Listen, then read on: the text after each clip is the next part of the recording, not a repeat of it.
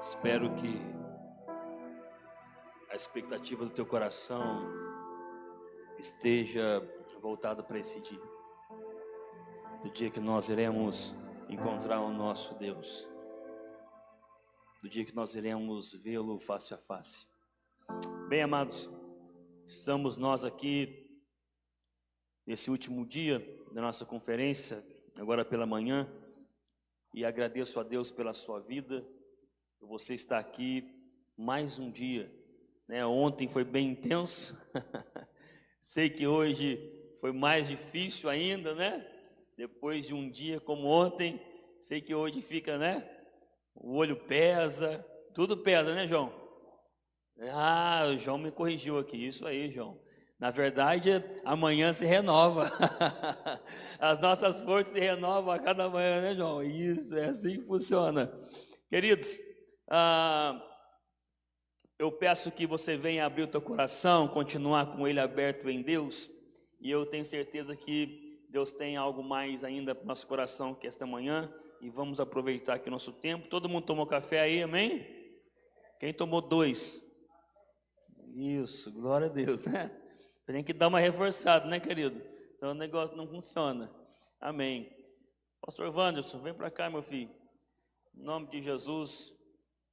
Vamos ouvir aqui, amado, um pouco mais daquilo que Deus tem para nós aqui nesta manhã, e que o Espírito Santo de Deus possa conduzi-lo mais uma vez naquilo que Deus tem para nós, né?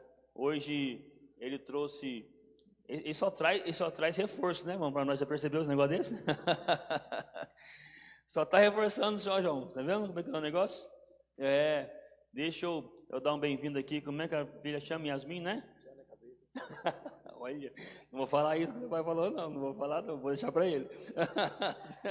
Deixa que ele fale, deixa que ele que resolva, né? Mas, graças a Deus, ele falou, não, eu vou ter que ir para Cruzeiro, né? Que eu vou trazer aqui mais um reforço. Foi aleluia, então glória a Deus. Irmãos, vocês acham que ela só canta? Não, é ela que vai substituir ele aqui para falar, sabia? Vai revezar aqui o mistério. Mas, querido, agradeço desde já, viu? Deus abençoe por ter ajudado a gente aqui. Foi um reforço do céu, né? E Deus usou a vida do Vance mais uma vez para ajudar nós, né? Nossa, se for pôr na conta o negócio, irmão, tu é perdido. Misericórdia, eu nem sei o que eu faço da minha vida. Mas, amém. Deus abençoe a sua vida, a vida da sua casa, da sua família. Deus possa continuar operando o querer dele sempre, né? E que Deus possa nos preservar aí naquilo que ele tem para a nossa vida. Amém? Deus abençoe. Amém. A paz do Senhor, meus irmãos, bom dia. Vocês estão animados aí ou não? Oh, glória, hein? Deus é bom, graças a Deus. Yasmin, você vai querer falar um pouco também ou não? Então tá bom. Minha filha é uma bênção, ela canta, prega, ora, sapateia, né? E eu malemar para ela. Mas Deus é bom. Queridos, eu estou feliz de retornar aqui, de poder estar aqui nesta manhã. E deixa eu falar uma coisinha para vocês aqui nesta manhã. Queridos, tem uma coisa que eu tenho comigo, que Deus me guia muito quando eu estou aqui nessa casa, no sentido assim, às vezes a gente prepara uma coisa para dar um estudo, e os 2 anos que a gente ficou estudando aqui foi assim, e às vezes a gente começava a ler a apostila, alguma coisa, e Deus direcionava para um outro canto. E ontem não foi diferente, né? Eu até trouxe meu notebook aqui, abri ele aqui, mas nem olhei para a cara dele, porque Deus direcionou num outro sentido. Mas eu procuro mesmo estar bem sensível àquilo que Deus tem, porque não é palavra nossa, não é. Se eu for falar as minhas palavras aqui, não adianta nada, né? E vocês não vieram aqui depois de um dia, uma maratona como ontem, porque o físico cansa, né? E hoje logo cedo eles estavam aqui já de novo. Então a gente vem para ouvir aquilo que Deus tem para nós.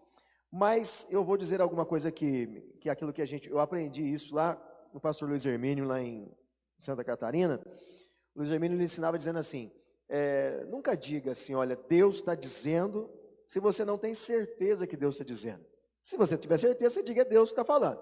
Mas se você não tiver tanta certeza, diga assim, eu tenho uma impressão no meu coração. Ontem aqui, muitas vezes, Deus falou, e eu senti Deus falando. Mas hoje eu não vou dizer para você que Deus está falando, mas eu estou com uma impressão no meu coração. Viu? Vocês estão entendendo isso? E eu tive olhando aquele terreno da frente ali, e eu estava com a impressão no meu coração, né? Por que vocês não compram aquele terreno ali, para vocês fazerem uma igreja para vocês, assim, uma igreja própria, né? Que aqui é alugado, não é, pastor? Ou comprar lá, ou comprar aqui de uma vez, né? Que já está pronto. E eu fiquei olhando, até perguntei ontem, eu não sei se foi o João, se foi o Giovanni, falou para mim, que é coisa de 40 mil ali, né? 30 mil? Mais ou menos? Uns 30 a 40 mil. 30 a 40 mil. Irmão, a gente pregou ontem aqui que Deus está no controle de todas as coisas. E realmente Ele está. E se vocês orarem nesse sentido de descobrir se esta é a vontade do Senhor, e se for a vontade do Senhor, Ele dá para vocês. E dá mesmo. Dá mesmo. Vem assim com um negócio que você nem espera, né? Talvez uma coisa que você fala, poxa, mas é muito difícil hoje, de repente, para a igreja, 40 mil. Olha, queridos, Deus tem essas maneiras de trabalhar e a gente não pensa.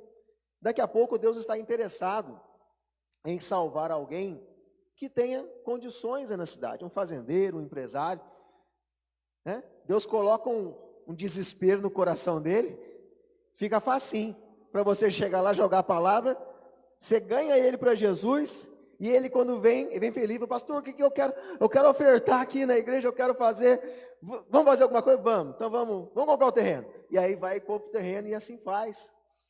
Nós estávamos ali em Cruzeiro, na nossa igreja, alguns irmãos aqui conhecem a nossa igreja ali, a igreja chamada Igreja do Rua 11, né? Igreja, uma das mais antigas de Cruzeiro. E desde 1937, a igreja está lá, então vai bastante anos, mais de 80 anos, né? Aí mudou para a esquina, comprou o terreno da esquina, e o terreno da esquina inaugurou em 87, e faz mais de 30 anos, essa igreja está do mesmo jeito. O pastor que agora está administrando lá, ele disse assim, irmãos, Deus vai nos dar o peixe do tamanho da frigideira. Aí ele falou assim, se a gente não arrumar uma panela maior, vai estar sempre cozinhando lambari. Então a gente arruma uma maior que Deus começa a dar piaba, Deus começa a dar um curimbatá, Deus começa a dar até baleia para nós. Porque como é que Deus vai dar um peixe grande se a nossa panela é pequena? Está chovendo?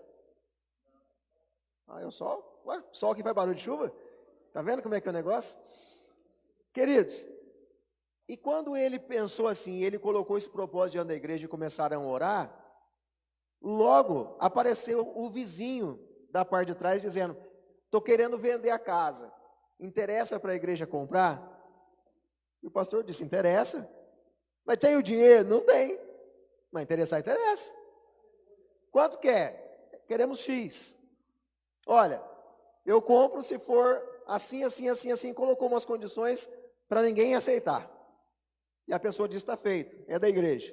Comprou, mais 500 metros, aumentou. Agora ele disse assim, estou com vontade de virar a igreja ela é assim, ele quer virá-la assim, que ele acha que cabe mais gente. E realmente, irmãos, graças a Deus pela glória do Senhor, nós estamos com 1.800 membros hoje lá em Cruzeiro. E 1.800 membros, porque nós temos várias congregações. A sede cabe 700 pessoas. Mas se todos os membros resolverem ir numa Santa Ceia da igreja, não cabe, porque não tem onde colocar.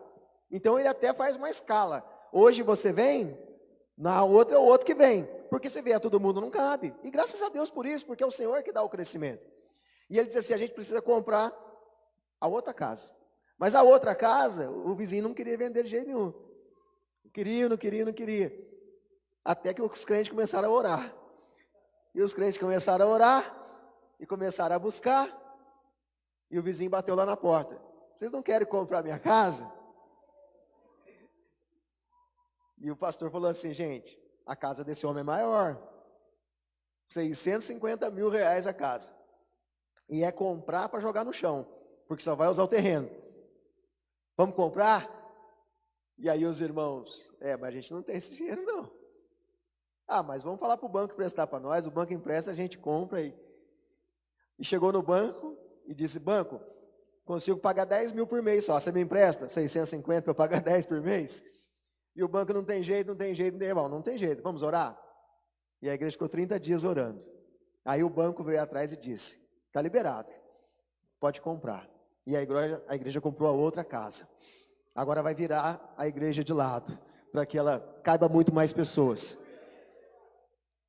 Ter o dinheiro suficiente a gente nunca vai ter. Não pense que Deus trabalha assim. Você nunca vai ter o dinheiro, não estou profetizando maldição para você não, viu? Mas você nunca vai ter o dinheiro suficiente. Porque se você tiver, você deixa de depender da fé. Mas quando você não tem, aí você diz, eu vou orar, para que você saiba que a glória é dele. É ele que vai fazer, não é você, não é o seu esforço, nem as suas condições. É ele.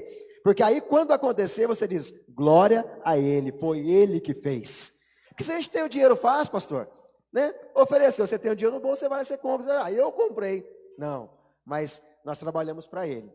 E eu senti essa impressão no meu coração, viu? Quem sabe vocês lançar uma campanha aqui, né? Vocês são aqui em umas 80 pessoas? Mais ou menos isso? Aí, se cada um der 500 reais, já deu uns 40 mil dali. Já era.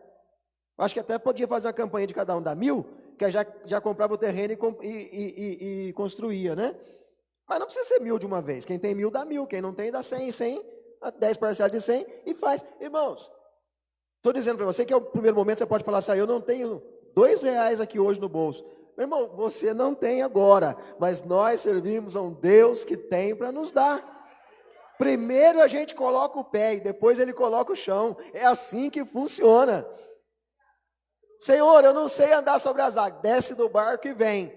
Não dá para andar em cima da água, não dá. Naturalmente não dá. Mas se Jesus disser vem, você vai e você caminha. É assim que funciona. Ok? Então, queridos, pense aí. Se de repente o Espírito Santo falar com você, falar com o pastor, e vocês sentirem isso, né? Ou se de repente vocês acharem que aqui também já está bom, já lança para o dono daqui e fala assim, ô dono, quanto que vale aqui? Quanto vale aqui? Uns 300 mil, mais ou menos? Não sei, aqui é mais barato as coisas, né? Aqui é mais barato, né? Então aí você já lança um projeto e já compra aqui mesmo. Já está montado mesmo, já está... A Bíblia diz que onde você colocar a planta do seu pé é terra sua, você já não colocar... Ninguém entra aqui plantando bananeira, todo mundo entra aqui colocando a planta do pé. Então você só falta você declarar, aqui é nosso. É nosso. E já era, irmão. E já era. Glória a Deus. Abra sua Bíblia comigo. Daniel, capítulo 9. Depois que o Anderson contou para mim a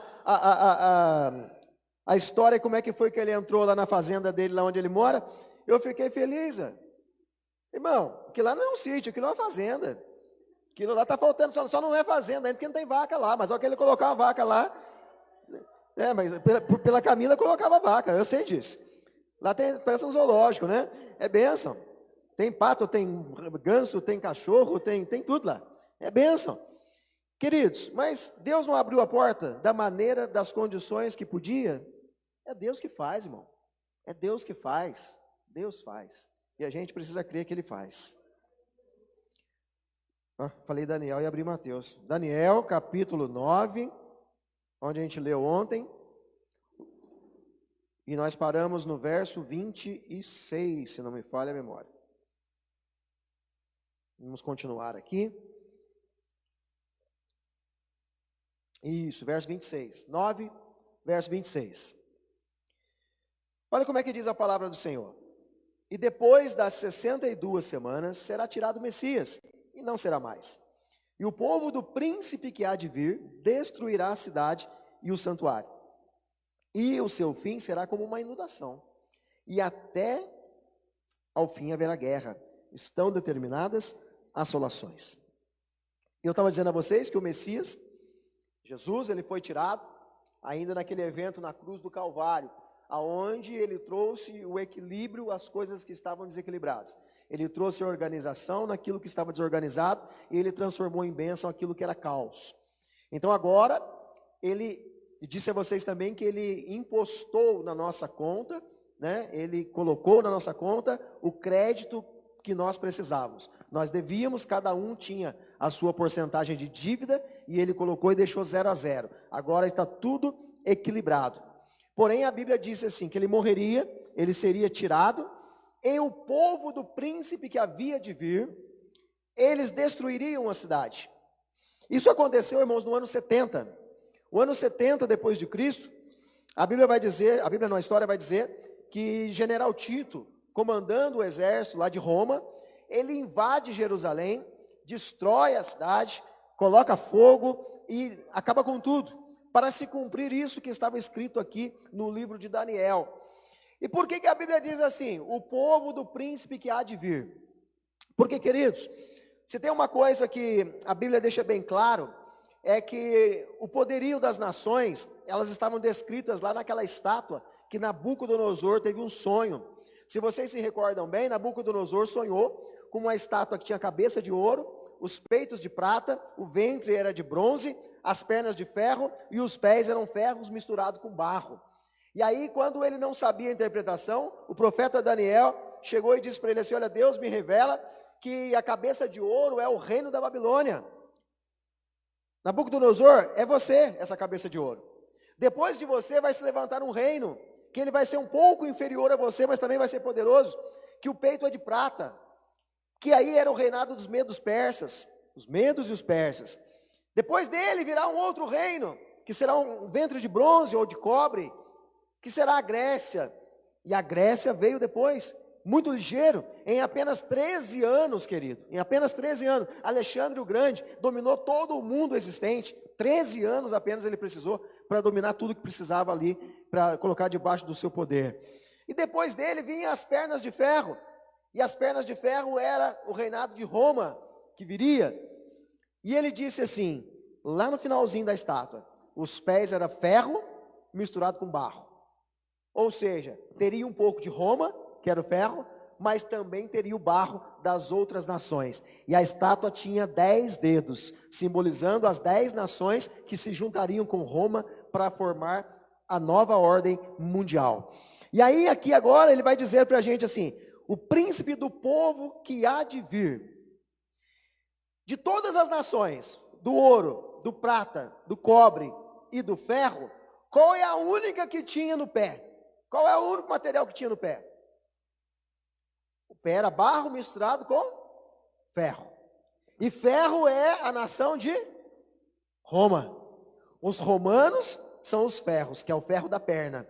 Então ele está dizendo assim, no finalzinho, vai se juntar aí um conglomerado de nações, que vai ser ferro misturado com barro. 10 dedos, 10 nações se juntarão a Roma. E eles formarão um reino. E este reino vai ser o príncipe que foi o que promoveu a morte do Messias. Foi ele que fez com que o Messias fosse tirado. E tem muita gente que acha que quem matou Jesus foi judeu. Não foram os judeus que mataram Jesus. Porque os judeus, eles matam as pessoas apedrejado. A lei deles de morte, a pena de morte é de pedra. Quem mata na cruz são os romanos. Então quem matou Jesus foram os romanos e não os judeus. É claro que os judeus disseram, crucifica. Porém, quem executou foram os romanos. E aí Daniel está dizendo, gente, para vocês entenderem, lá no final, quem vai se levantar, o mesmo príncipe que está tirando o Messias, ele vai se levantar lá no final. E ele faz parte da nação que tem ferro no nome. O que isso diz para nós?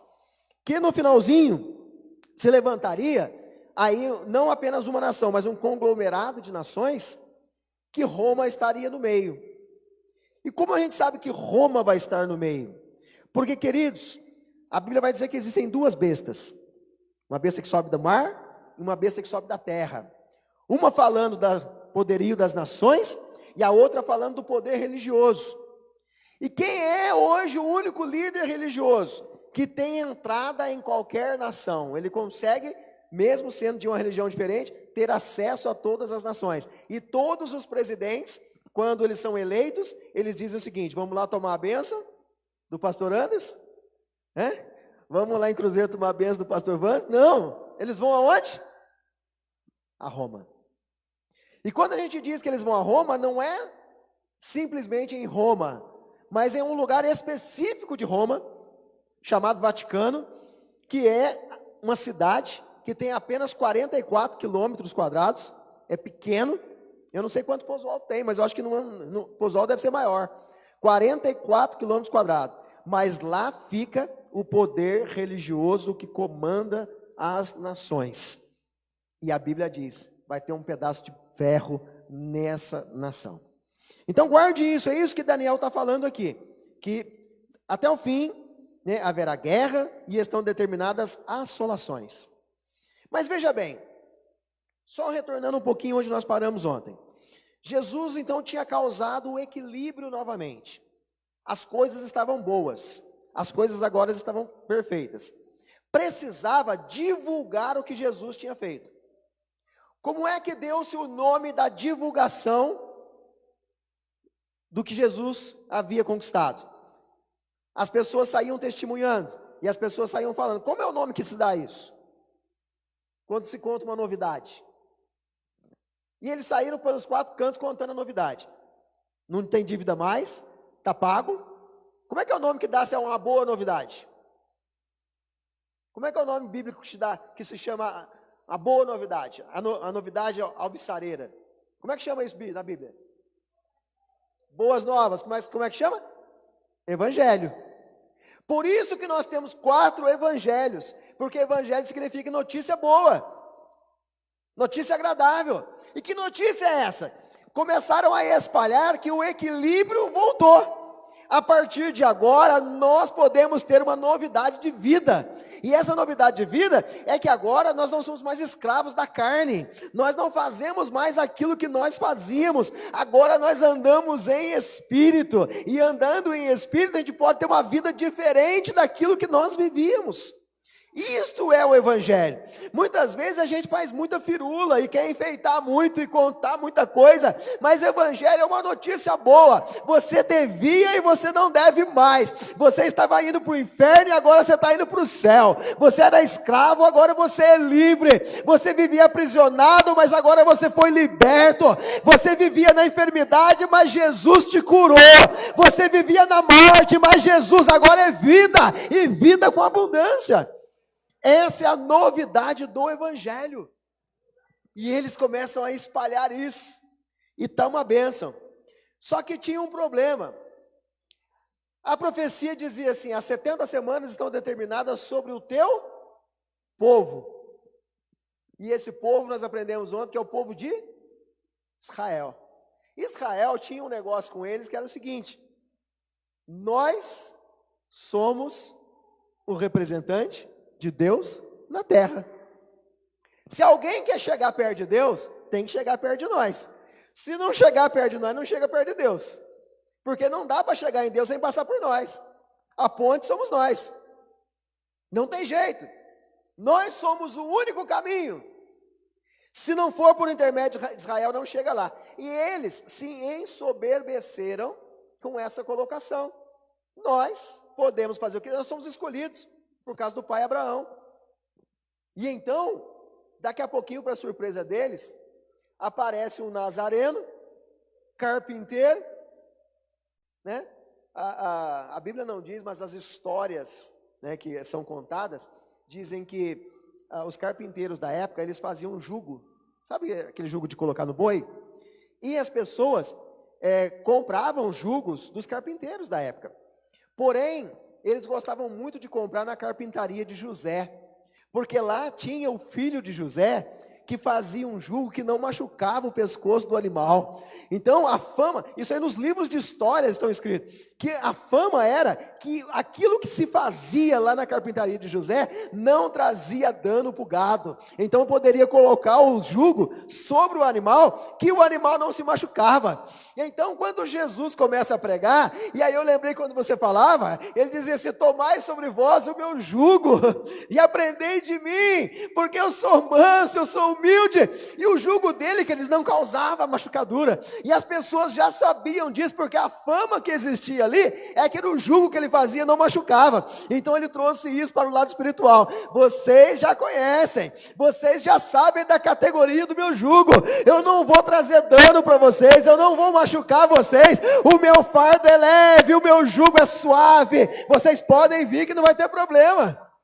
E as pessoas começaram a entender. Porém, Israel dizia, o caminho somos nós. O caminho somos nós. E de repente, ele vem e fala assim, eu sou o caminho. Eu sou a verdade. E eu sou a vida. Eles falaram, não é possível. Caminho somos nós. Como é que você se apresenta como um caminho? Então você é um atalho, você não é um caminho. Ele disse, não, eu sou o caminho. E alguém disse assim, olha, nós aprendemos com o nosso pai Abraão.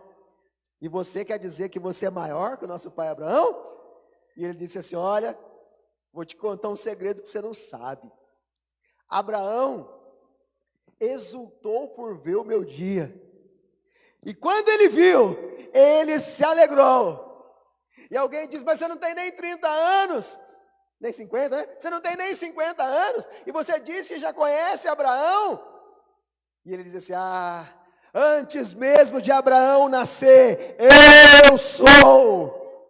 E quando ele disse eu sou, aí eles entraram em apavoramento, porque esta palavra eu sou, ela só podia ser usada para Deus Pai, porque quando Moisés disse, Senhor, quando eu for falar com o povo, e o povo não quiser me ouvir, e eles disseram, quem mandou você? Você vai dizer para eles assim, eu sou enviou a voz. Então eles sabiam que esse termo eu sou, era usado com o Pai. Agora ele veio dizendo que o jugo dele é suave, ele veio dizendo que ele é o caminho, e agora ele vem dizendo, eu sou, ele está blasfemando, e nós precisamos dar um jeito nele. Então começou, queridos, a implicância, e aquilo que Jesus conquistou na cruz, começou os próprios judeus a falarem ao contrário, a despregarem aquilo que Jesus tinha conquistado. E isso, de lá para cá, vem se tornando cada vez mais acirrado. Por quê? Porque o Senhor, vamos pegar a Maiara aqui, o Senhor conquistou um direito para ela. Aí ela está ali felizona, porque ela está na igreja, ela diz, olha, é meu direito, eu entendi, eu conquistei. E ela pega até o certificado de conquista dela, e ela põe na parede, e ela põe no quadrinho bonito, não é assim que a gente faz quando... Lembra quando você tirou o diploma de datilografia, Miriam? Você parece que estudou datilografia, né? Não, foi o Antes que estudou? Não pôs num quadrinho, não pendurou na sala, porque era um orgulho. Só que aí vem alguém e começa a dizer assim, olha, tudo bem, mas não é bem assim como você entendeu, não. Não é muito bem desse jeito. E começa a desmotivar, e começa a torcer, e começa a desequilibrar novamente aquilo que Jesus já tinha equilibrado. Quantos de vocês já tiveram a experiência de estar aqui num culto e a palavra falar com você e você fala, não, agora vai ser diferente.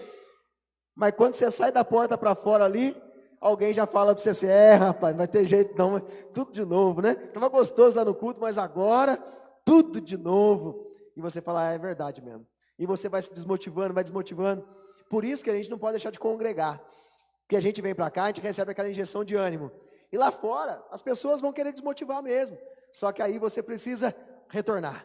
Toda vez que alguém te desestimular, você volta para cá. Você vai voltando. E aí vai se animando. E a Bíblia diz assim, hoje eu falei para o João de manhã aqui, né? Como um ferro afia outro ferro, um homem afia outro homem. E é assim que tem que ser. Se eu chegar aqui e falar assim, olha, Camila, você errou em tal coisa assim, assim. Eu ajudei ela. Ela fala assim, mas você também errou em tal coisa assim. Me ajudou. E a gente vai se ajudando. E a fé vai acontecendo assim. Porque lá fora tem um mundo inteiro para desequilibrar você de novo. Mas quando você se lembra do que Jesus fez para você, então você retorna ao centro. Você retorna ao equilíbrio. Porque, queridos, as pessoas vão querer desmotivar. Eu me lembrei que quando Jesus morreu, alguém disse assim, nós achávamos que era ele que iria restaurar o reino a Israel. Vamos pescar? Acho que eu vou pescar. E foi pescar. O que os outros vieram? Não, vamos pescar não. Ele falou que é para a gente ficar aqui. Ah, rapaz, sabe que é uma boa ideia, vamos pescar também. E um incentivou o outro e eles foram tudo pescar. E Jesus ressuscitou. Cadê a turma para esperar ele? Todo mundo na praia pescando. João, e tinha um que estava pescando pelado. A Bíblia diz que estava pescando pelado. Não era João o nome dele não, né? Não, era Pedro. Está pescando pelado. Irmãos, olha para você ver como é que é a coisa. O camarada tinha falado para eles, tinha passado quantos dias? 3 dias só. E os caras já desanimaram. Andaram 3 anos e meio com Jesus. E 3 dias foi suficiente para ele desanimar. 3 dias. E aí, queridos, eles estão lá pescando. E aí o Senhor faz uma pergunta, ele aparece na praia, capítulo 20 de João, ele aparece na praia, ele diz, filhos, tendes alguma coisa de comer? E a Bíblia diz assim, responderam-lhe, não, não temos. Sabe por que vocês não têm? Porque eu equilibrei vocês, e vocês desequilibraram sozinhos. Mas não tem problema não, é que vocês não entenderam ainda. Mas vem aqui. Enquanto vocês estão buscando naquilo que era a felicidade para vocês lá atrás, eu já tenho aqui na praia peixinho assado com um favo de mel para vocês comerem, para que vocês possam se alimentar. Volte para o equilíbrio do Pai. O Senhor já tem alimento sob brasas para nós. Não precisa mais você ir lá fora lançar rede. Não precisa mais do seu esforço humano. Não há necessidade que você traga provisão para você, porque o Senhor já fez, o Senhor já mostrou que Ele é capaz de fazer. Mas a história vai dizer que há uma guerra espiritual, querendo desequilibrar a igreja do Senhor. E a Bíblia vai dizer que as coisas estavam indo bem. E de repente, levanta-se a perseguição. Começa a prender apóstolo. Começa a matar um, começa a matar outro. E então, levanta-se o reino das trevas. Se desanimando alguns, não estava conseguindo êxito. Porque a Bíblia vai dizer, né, que colocaram Tiago lá no cárcere, prenderam Pedro, cortaram a cabeça do Tiago. O próximo era o Pedro. Aí Deus mandou o anjo liberta Pedro, e começa tudo aquilo que está em Atos dos Apóstolos acontecendo. Matam Paulo, colocam outros na cadeia, e aí a história vai dizer, pegaram João, e João, mandaram colocar um tacho de óleo fervendo, e falaram assim, vamos queimar o João vivo. E colocaram o João no tacho de óleo, e não aconteceu nada com o João. Tiraram o João do tacho de óleo. Pegaram uma chapa e colocaram para esquentar. A chapa ficou vermelha. Pegaram o apóstolo João e deitaram o João naquela chapa vermelha. E quem escreve isso era o discípulo dele, Policarpo. E Policarpo vendo aquilo acontecer, e Policarpo diz assim, e João começou a gritar. E alguns disseram assim, vamos lá, está morrendo. E quando chegaram mais próximo para ouvir que ele gritava, ele dizia, me ajuda, está queimando, não, me vira do outro lado que eu estou com muito frio. E João dizia, eu estou com frio, me vira do outro lado, e a chapa vermelha queimando, e Policarpo diz assim, João pedia para virar ele do outro lado, porque ele estava com frio, porque Deus cuidava dele em todo momento. E viram que não tinha jeito, tiraram João de lá. Vamos prender ele então, manda lá para a ilha de Patmos. E João foi para a ilha de Patmos. E quem sabe alguém disse assim, agora João vai morrer lá porque vai ficar exilado. João agora vai ficar no deserto. João agora vai ficar na ilha dos prisioneiros. É onde mandam as pessoas para morrer. Mas não sabiam que lá João teria a maior experiência cristã da vida dele. Porque João disse, estando eu na ilha de Patmos, de repente eu levantei os meus olhos. Eu vi um com os olhos como chama de fogo, os seus pés como latão reluzente, o seu cabelo branco como a lã, e ele chegou perante mim e disse, João, eis que eu estive morto, mas estou vivo, e vivo para todo sempre. Aleluia! Quando você pensa que as coisas estão ruins, então Deus te chama para o equilíbrio novamente.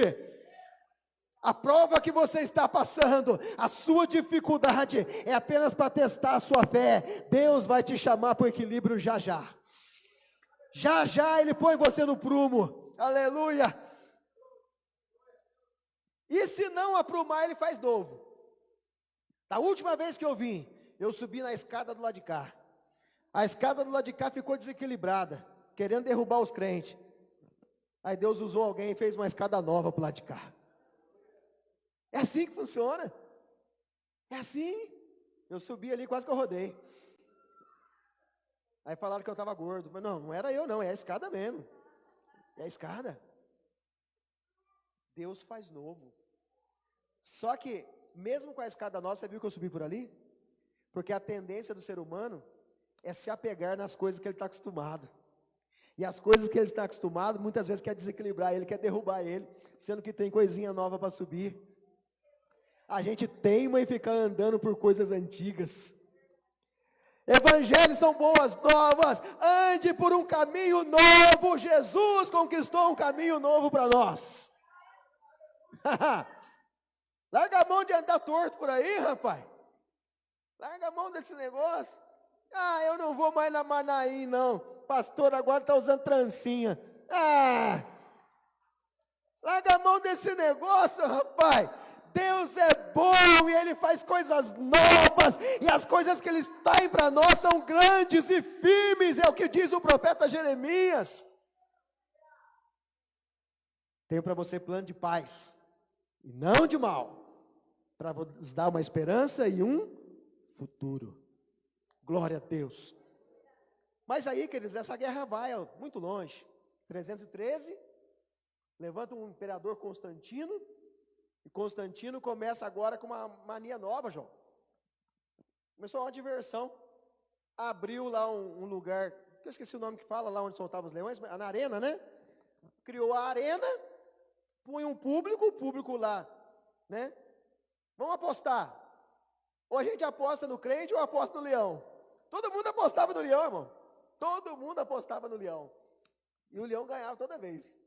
Pegava os crentes, soltava os crentes lá, e os leões ficavam alguns dias sem comer, e quando soltava o crente lá dentro, que ia fazer o quê? Não é igual esses gatinhos, não. Era leão mesmo. E vinha e matava os crentes. Toda vez, os crentes, né, perdiam. Mas chegou um dia que a mãe dele, Helena, né, igual a filha da Pauliene, a Helena, estava lá sentada na arquibancada, lá junto com a turma. Leão, leão, todo mundo gritando leão, né? Ninguém grita cristão, todo mundo grita leão, leão, leão. E soltaram lá o leão. Mas aquele dia aconteceu um negócio diferente. Os cristãos estavam lá, no meio da arena, e os leões vieram famintos. Mas de repente, os leões pararam. E os leões não atacaram. E Deus abriu a visão dela. E ela olhou. E ela via quando anjos dos céus desciam e começavam a proteger os leões, a proteger os cristãos que ali estavam. E quando ela viu aquilo, aquela cena, e de repente eles protegiam, mas de repente os anjos se afastam, e os leões atacam e matam os cristãos. Mas aí Deus permite que ela veja que aqueles mesmos anjos pegavam coroas e colocavam na cabeça daqueles cristãos que estavam morrendo. E ela disse assim: meu filho, para com esse tipo de coisa, porque eu vi os anjos do céu descendo e colocando coroa na cabeça desse povo. Esse povo é diferente. E então Constantino ficou perturbado com aquilo, e ele foi dormir. E à noite, diz ele que ele teve um sonho, e nos céus ele viu um grande escudo, e aquele escudo, uma cruz desenhada no escudo, e uma voz dizia: por este sinal tu vencerás. A partir de então ele disse assim: não vamos matar mais cristão, de agora em diante eu também vou ser cristão. E aí a história diz que ele inverteu, e ele passou a ser cristão, entre aspas. Por que eu digo entre aspas? Porque ele começou a professar o cristianismo, mas em momento algum ele abandonou os deuses que ele servia. Ele fez então uma mistura, e nessa mistura começou a decadência da igreja. Porque até enquanto a igreja estava sofrendo, estava equilibrada com o Senhor, porque o Senhor era a sua balança fiel. A partir do momento que o Estado começou a ser a defesa da igreja, muito tranquilo, não se perseguia, não se matava ninguém, a coisa foi melhorando. E então, a própria igreja começou a dar apoio ao Estado. E agora, colocaram uma regra: toda vez que um líder for tomar posse, na prefeitura, no Estado, seja onde for, quem vai abençoar vai ser o líder da igreja. O líder da igreja vai abençoar. Se o líder da igreja não abençoar, Deus também não está abençoando. Então, o líder da igreja é a voz de Deus agora sobre a nação. E eles começaram a fazer essa união: Estado, igreja, Estado, igreja, Estado, igreja. A igreja ficou tão poderosa que começou a dar terreno para a igreja, começou a dar casa para a igreja. A igreja passou a ser o maior poder que existia, financeiramente falando. E isso foi por muitos e muitos anos. E aí, sabe o que acontecia? Quando alguém se levantava contra o Estado, ia para um tribunal. E quem criou o tribunal? A igreja. A igreja criou um tribunal. E o tribunal da igreja chamava Tribunal da Inquisição. Por que Tribunal da Inquisição? Porque eles inquiriam as pessoas. E quando as pessoas falavam alguma coisa diferente, eles eram acusados de bruxa, ou eles eram acusados de bruxo. E aí matavam essas pessoas na fogueira. Armavam uma fogueira e colocavam as pessoas, amarravam e matavam, queimados. Muitas vezes as pessoas da própria igreja eram mortos. O desequilíbrio voltou. Aquilo que era bênção, deixou de ser bênção e passou agora a ser um braço da maldição sobre os homens. A coisa foi entortando, entortando, entortando por muitos e muitos anos. Tanto que o período antes de 1500 ficou conhecido o período da Era das Trevas, porque já não sabia mais o que era luz e o que era as trevas, de tão afastado de Deus, de tão afastado do Evangelho. E aí parece que eu vejo o Salmo 14 repetindo: e Deus olhando do céu para a terra, não achava um justo sequer. Todo mundo se afastou, todo mundo saiu, até que um dia, em 1517, um monge dessa própria igreja resolveu, à luz de lamparina, ler a palavra do Senhor, porque a palavra do Senhor estava distante das casas, a palavra do Senhor estava longe dos lares. E ele começou a ler, e ele se deparou com um versículo que dizia: o justo viverá pela fé. O justo viverá pela fé. O justo viverá pela fé. Ele não conseguiu dormir, aquilo falava na cabeça dele: o justo viverá pela fé. E ele disse: se é pela fé, então tudo que estamos fazendo está errado. Todas essas obediências cegas estão erradas. E ele disse: eu vou fazer agora um escrito. E ele fez 95 escritos, 95 teses. E ele pegou aquelas 95 teses, e no dia 31 de outubro de 1517, ele chegou na porta do castelo de Wittenberg, na Alemanha, e ele pegou e pregou na porta do castelo o seu protesto, dizendo: essas 95 coisas aqui estão erradas, porque o justo deve viver pela fé. E a partir daquele momento que ele fez isso, todos os que deram ouvidos passaram a ser conhecidos como os protestantes, aqueles que seguiam o protesto do homem chamado Martinho Lutero. Queridos, já passou-se mais de 500 anos isso, mas nós continuamos protestando. Deus vai trazer o equilíbrio novamente, o equilíbrio será restaurado, porque Ele é Deus sobre todas as coisas. Você é protestante? Mas aí eu vou te contar uma coisinha. Em 1517 aconteceu isso. Só que passou um pouquinho, viu, Edna? 1700, o povo já tinha esquecido de novo Martinho Lutero. O ser humano tem uma tendência de desequilibrar. O ser humano tem uma tendência de sair fora do caminho, que é fenomenal. 1700 já ninguém sabia mais quem era Martinho Lutero. A própria igreja lançou a contra-reforma. E aí começou-se novamente a se afastar dos caminhos do Senhor, a sair fora do caminho do Senhor. Mas Deus sempre tem os seus remanescentes. Fala isso para o seu irmão aí, ó. Deus sempre tem um remanescente. Diga isso para ele, Deus sempre tem um remanescente. Não importa o que esteja acontecendo aí, Deus sempre tem um remanescente. Deus sempre tem um fiel. Deus sempre tem. E aí, queridos, quando começa o século XIX, Deus começa a levantar os grandes pregadores. Dwight Moody, George Whitefield, Charles Finney, né? Savonarola. Quanto deles começaram a ser levantados? Jonathan Edwards. Até que em 1853, Jonathan Edwards, ele escreve um sermão. E ele, ao pregar o sermão, a história diz que as pessoas que ouviam estavam assentadas na sua cadeira. E ele pregava sobre a volta de Jesus. E ele dizia: se Jesus voltar hoje, vocês não estão salvos. E aquilo foi tão contundente que ele diz: Deus está irado com vocês, Deus está bravo com vocês. E aquele sermão ficou conhecido como pecadores na mão de um Deus irado. 1853, então ele funda a igreja congregacional, e de lá para cá, queridos, aquela pregação começou a falar fundo no coração, e as pessoas começaram a dar ouvidos. Se Deus está irado, é porque o desequilíbrio voltou. Deus não estaria irado por qualquer coisa, Deus não estaria irado à toa, o desequilíbrio voltou. Nós precisamos fazer alguma coisa. Sabe o que eles fizeram? Vamos criar grupos de orações. Vamos criar grupos de buscar ao Senhor. Vamos voltar para o joelho. Vamos voltar para a consagração. Vamos voltar para o jejum. Vamos voltar para a busca. E eles começaram a buscar. E quando um joelho se dobra, o céu não resiste. Quando o joelho se dobra, o céu não fica impassível. Quando o joelho se dobra, Deus se move.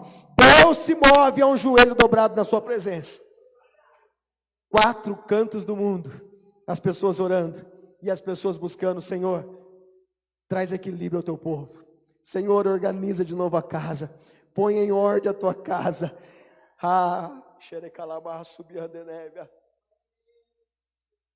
Final dos anos 1800.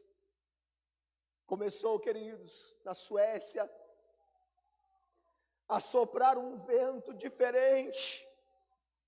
Começou alguma coisa a acontecer pela oração dos irmãos na Suécia. E eles começaram a perceber que algo agora aquecia as suas reuniões. As suas reuniões não eram mais reuniões de orações simplesmente, mas um cântico diferente começou a entrar naquelas igrejas. E aquilo que parecia morto, aquilo que parecia, queridos, muitas vezes uma sepultura de tão gelado, começou-se a aquecer pelo sopro do Espírito Santo. E eles não sabiam o que tinha acontecido, o que é que estava acontecendo ali. E eles começaram a se maravilhar, porque de repente um começou a falar numa língua que eles não sabiam o que era, outro começou a falar numa outra língua que ninguém entendia. Eles disseram: o que é isso que está acontecendo? Até que alguém se levantou e disse: isso é o que disse o profeta Joel: nos últimos dias derramarei do meu espírito sobre toda a carne. Aleluia! E então eles precisavam agora, novamente, levar essa boa notícia, Marquinhos. Sabe qual era a boa notícia? Deus voltou ao centro do equilíbrio. Deus restaurou de novo a sua presença no meio do seu povo. E eles começam a destacar missionários. E o primeiro lugar que eles vão, Estados Unidos. Mas quando os missionários chegaram nos Estados Unidos, lá nos anos 1900, eles se depararam com um movimento que estava acontecendo nos Estados Unidos que eles não sabiam. Tinha uma rua chamada Rua Azusa, e lá na Rua Azusa, nos Estados Unidos, tinha um pastor por nome Seymour, um homem que não era nem letrado, uma esposa analfabeta, mas que recebeu do céu o dom do Espírito Santo, e ela começou a tocar o órgão ali sem nunca ter estudado pelo poder do Espírito Santo. E quando aquela mulher tocava, Deus visitava a casa e as pessoas eram batizadas com o Espírito Santo. De maneira que se você ler ou se você assistir o filme sobre a Rua Azusa, você vai ver que mais de um quarteirão de distância, as pessoas já sentiam a presença do Espírito antes de chegar no local, porque Deus estava dizendo: este povo é meu, eu comprei, eu trouxe a organização e eu vou resgatá-los novamente.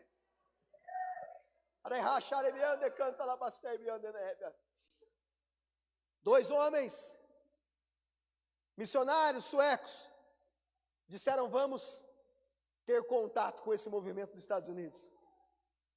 E, por meio de uma profecia na Suécia, receberam direcionamento aí aos Estados Unidos. E eles juntaram dinheiro para viajar. Arrumaram $300.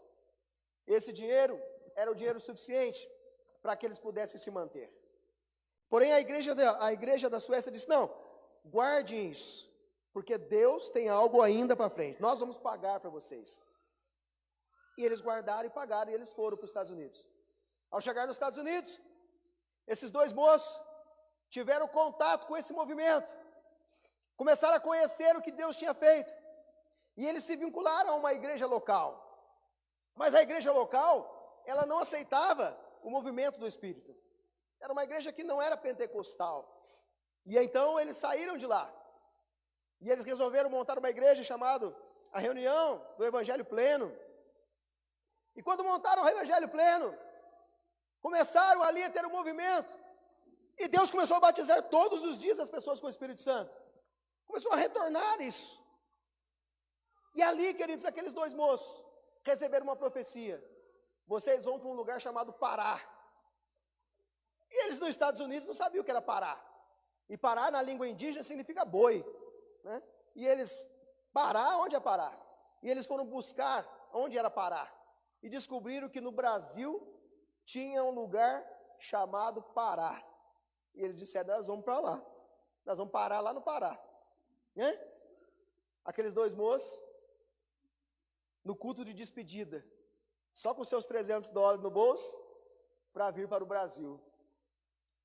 E lá naquele culto, Deus diz assim: entrega tudo que vocês têm, doa todo o dinheiro que vocês têm para a igreja.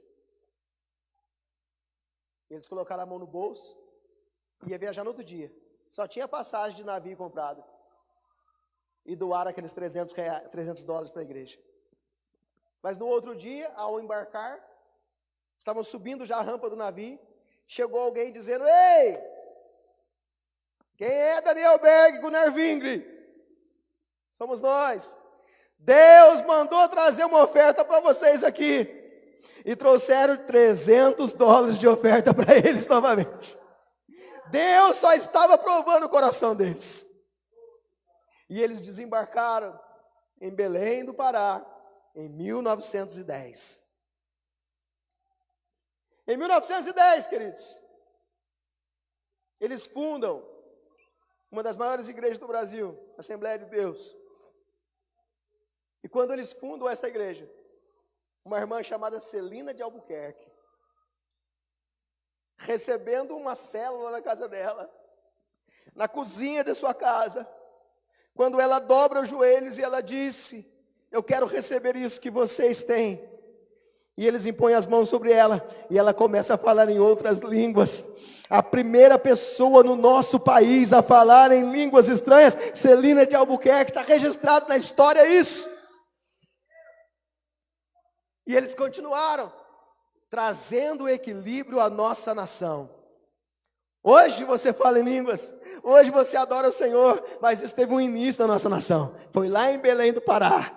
Foi lá, queridos, em 1910, a primeira irmã falando em línguas estranhas. Tudo está bem, o pentecostalismo agora trouxe de novo o equilíbrio. Os crentes estão felizes, estão cheios. Mas o diabo não se deu por vencido. E fez o quê? Começou a enfiar no meio da igreja alguns modismos e algumas coisas. E hoje em dia chegamos nos nossos dias. Estamos vivendo os dias em que você não sabe mais quem é crente e quem não é. Você não sabe mais quem é realmente cristão e quem não é. Você não consegue mais diferenciar, porque infelizmente houve uma mistura, como foi nos dias de Constantino, e hoje, nós temos uma igreja militante, e nós temos uma igreja triunfante. O que isso quer dizer? A igreja militante é aquela que está em todos os cultos, ela está cantando, ela levanta a mão, ela toma ceia, ela dá dízimo, mas ela está apenas militando, porque ela só quer as coisas desta vida e as coisas desta terra. Mas se esqueceu de uma coisa que Daniel disse aqui no capítulo 9, que vai acontecer todas essas coisas, mas vai chegar um dia que uma pedra cortada do monte, sem auxílio de mãos, ela vai cair nos pés da estátua, e ela vai destruir tudo, e fará um novo reino, porque ele vai voltar. Esta é a certeza. E aquele que está apenas militando, ele está apenas vivendo para as coisas desta vida. E hoje as pessoas querem o seguinte: ei, vem para Jesus, que a sua vida vai mudar. Mas ele não está dizendo que a sua vida vai mudar de sair do pecado para a salvação, que vai sair das trevas para a luz. Não é isso. Ele está dizendo: você vai ter casa boa, você vai ter carro bom, você vai ter mulher bonita, você vai ter marido bonito, você não vai ter falta de nada. E evangelho não é isso. Evangelho é morar no céu com o nosso Senhor Jesus Cristo. Todas essas coisas são consequências e são verdades, elas acontecem, mas não é esse o nosso foco. Se Deus nos der um carro, glória ao nome dele, mas se nós andarmos a pé, glória ao nome dele. Se nós temos dinheiro no bolso, glória a ele, mas a gente também não tem, glória a ele. Nós não vivemos pelo que nós vemos, nós vivemos pelo que nós cremos, e nós cremos na volta de Jesus para nos buscar. Aleluia! E tem muita gente enganada hoje em dia, achando que está servindo a Deus e não está. Está comendo gato por lebre. Está achando, queridos, que está servindo ao Senhor, sem muitas vezes conhecê-lo. E Jesus nos alertou dizendo: esta geração me honra com os lábios, mas o seu coração está distante de mim. Oxalá que Deus nos ache íntegro na presença dEle. Oxalá que o Senhor nos ache puro na sua presença. E aí a Bíblia vai dizer aqui para nós, que esse camarada, ao chegar no finalzinho, e eu pergunto uma coisa a vocês acham que nós estamos no finalzinho ou não? Quem acha que nós estamos já no finalzinho? Levanta a mão assim, ó. Quem acha que nós estamos perto do arrebatamento? Levanta a mão, deixa eu ver. Olha aí. Alguns acreditam que nós estamos perto do arrebatamento. Alguns acham que vão demorar. Eu estava conversando essa semana com alguém, e eu disse assim: sinais estão patentes, as coisas estão acontecendo. E alguém disse assim: ah, mas essa pandemia do coronavírus é mais uma pandemia. E aí eu disse assim: quando é que teve uma outra pandemia? E alguém disse assim: ah, mas teve a gripe espanhola. Mas a gripe espanhola, ela aconteceu aonde? Lá na Europa, e saiu para alguns lugares. Ah, teve a peste negra. Mas a peste negra atingiu apenas a Europa. Ah, teve o ebola, mas o ebola pegou a África e um pedacinho da Ásia. Pandemia que pegou o mundo inteiro, essa é a primeira. E a Bíblia diz assim, ó: vocês vão começar a ouvir de guerras, rumores de guerras, doenças, pestes. Atentai-vos, porque isso tudo é princípio de dores. Porém, a igreja não vai passar pelas dores. A igreja só vai passar pelo princípio das dores. E se já é o princípio das dores, então, queridos, é o que diz Lucas no capítulo 21. Olha para a figueira, olha para as demais árvores. Quando a figueira começa a dar fruto, você sabe que já está próximo o verão. Quando essas coisas começarem, quando essas coisas começarem a acontecer, erga as vossas cabeças, porque a vossa redenção está próxima. Ei, daqui a pouquinho nós estamos indo embora. Daqui a pouquinho vai ficar isso aí tudo, a gente vai embora.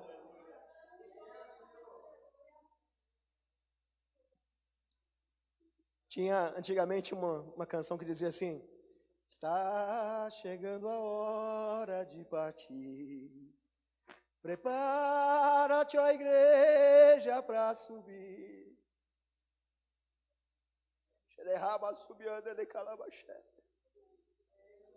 Quantos cristãos hoje que já não esperam mais a vinda de Jesus? Quantos cristãos que já desanimaram e disseram, vamos pescar? Ele não vai voltar. Ele não vai voltar. Já passou mais de 2000 anos, ele não vai voltar. Quando disserem a paz e a segurança, então sobrevirá uma repentina destruição. Daniel disse, esse camarada que vai ser esse líder mundial, ele vai fazer a paz com a nação de Israel por 1 semana. Nós vimos ontem que passou-se 7 semanas para a construção de Jerusalém, do ano 445 a 397. Depois passaram-se mais 434 anos da construção de Jerusalém até a morte do Messias. Quando Jesus morre, abre um parênteses na história, abre um intervalo, e esse intervalo é para dizer, Israel era o povo escolhido. De agora em diante, eu escolhi um novo povo. De agora em diante, eles não são exclusivos mais. De agora em diante, eles são povo, mas eu tenho uma esposa. E a esposa somos nós. Isso, queridos, é o intervalo que ele fez na história. E a Bíblia vai dizer lá em Romanos, que Israel está dormindo até que aconteça o arrebatamento. Quando acontecer o arrebatamento, volta a contar a história para Israel. O que está faltando na história de Israel? Apenas 1 semana. Então está faltando 7 anos, 69 semanas já aconteceram, falta uma. E essa semana, Daniel diz assim, vou ler para vocês, 27. Ele firmará um concerto com muitos por 1 semana. Vou repetir para você. Ele firmará o concerto com muitos por 1 semana. Porém, na metade da semana, ele vai fazer cessar o sacrifício. Que sacrifício é esse? Para que o povo de Israel entenda que ele é o líder que eles esperavam, ele vai restabelecer o sacrifício que tinha lá em Israel. Vai reerguer o templo, vai fazer sacrifícios novamente, e aí o povo vai dizer, ele é o Messias. Esse é o Messias esperado. Agora sim o Messias chegou. E eles vão aceitá-lo. E por 3 anos e meio, ou como diz Apocalipse, 1260 dias, ele vai sacrificar, e o povo vai dizer, rapaz, o camarada é bom mesmo, não tem mais peste, não tem mais dor, dinheiro, ó, aquilo que o Paulo Guedes não conseguiu para nós, o homem agora conseguiu, está todo mundo cheio da grana, o João vai começar a construir casa que não vai parar mais. Ah, você já foi embora, né? Ah, então não vai construir não, né? Eu pensei que ele ia concordar, mas não concordou, ele já foi embora no arrebatamento, né? Então, queridos, as pessoas vão conseguir coisas que nunca antes tinham conseguido, e vai todo mundo dizer, realmente esse é o cara, né? Esse é o cara, não é o Roberto Carlos, não, o cara é ele, né? Vai dizer, esse é o cara. E aí, ele vai ser venerado como um líder mundial. Mas quando passarem 3 anos e meio, ele vai dizer assim, só isso não está bom. Agora, eu vou mudar esse negócio de sacrifício. Cessa o sacrifício. Para. E é isso que Daniel está dizendo aqui, ó. Na metade da semana, fará cessar o sacrifício e a oferta de manjares. E sobre a asa das abominações virá o assolador. Ele vai começar a mostrar quem ele é. Porém, para dar força para ele conseguir, vem o líder religioso, que é aquele que eu falei para vocês já no comecinho. E vai dizer assim, gente, não precisa sacrificar mais. Agora a gente precisa adorar ele, porque ele se mostrou que ele é o Messias. E vão começar a se curvar diante dele. E vão começar a prestar culto a ele. Porém, Israel aprendeu uma coisa na época do cativeiro. Nós não nos dobramos mais diante de outros deuses. O cativeiro babilônico serviu para isso. Para eles aprenderem que nunca mais deveriam se dobrar diante de outros deuses. E quando Israel ver que agora esse líder está exigindo adoração, eles vão dizer, não, opa, está errado aí. Tudo bem que o cara está mandando bem, está organizando tudo o que precisava, mas a adoração, adorar é somente a Deus, nós não vamos aceitar. E quando Israel disser não vamos aceitar, vai virar a ovelha negra. Todo mundo vai se voltar contra Israel. Todo mundo vai se voltar contra Israel. Mas sabe o que é interessante? Que nós estamos vivendo esse tempo hoje aqui, que se chama hoje, numa esperança da volta de Jesus. E essas coisas que Daniel está falando aqui, elas só vão acontecer a hora que nós sairmos daqui. Paulo aos Tessalonicenses diz assim, que o espírito do anticristo já está aí. Mas tem um que o detém, até que do meio ele seja tirado. Então sabe por que o anticristo ainda não se manifestou? Porque você está aí atrapalhando ele.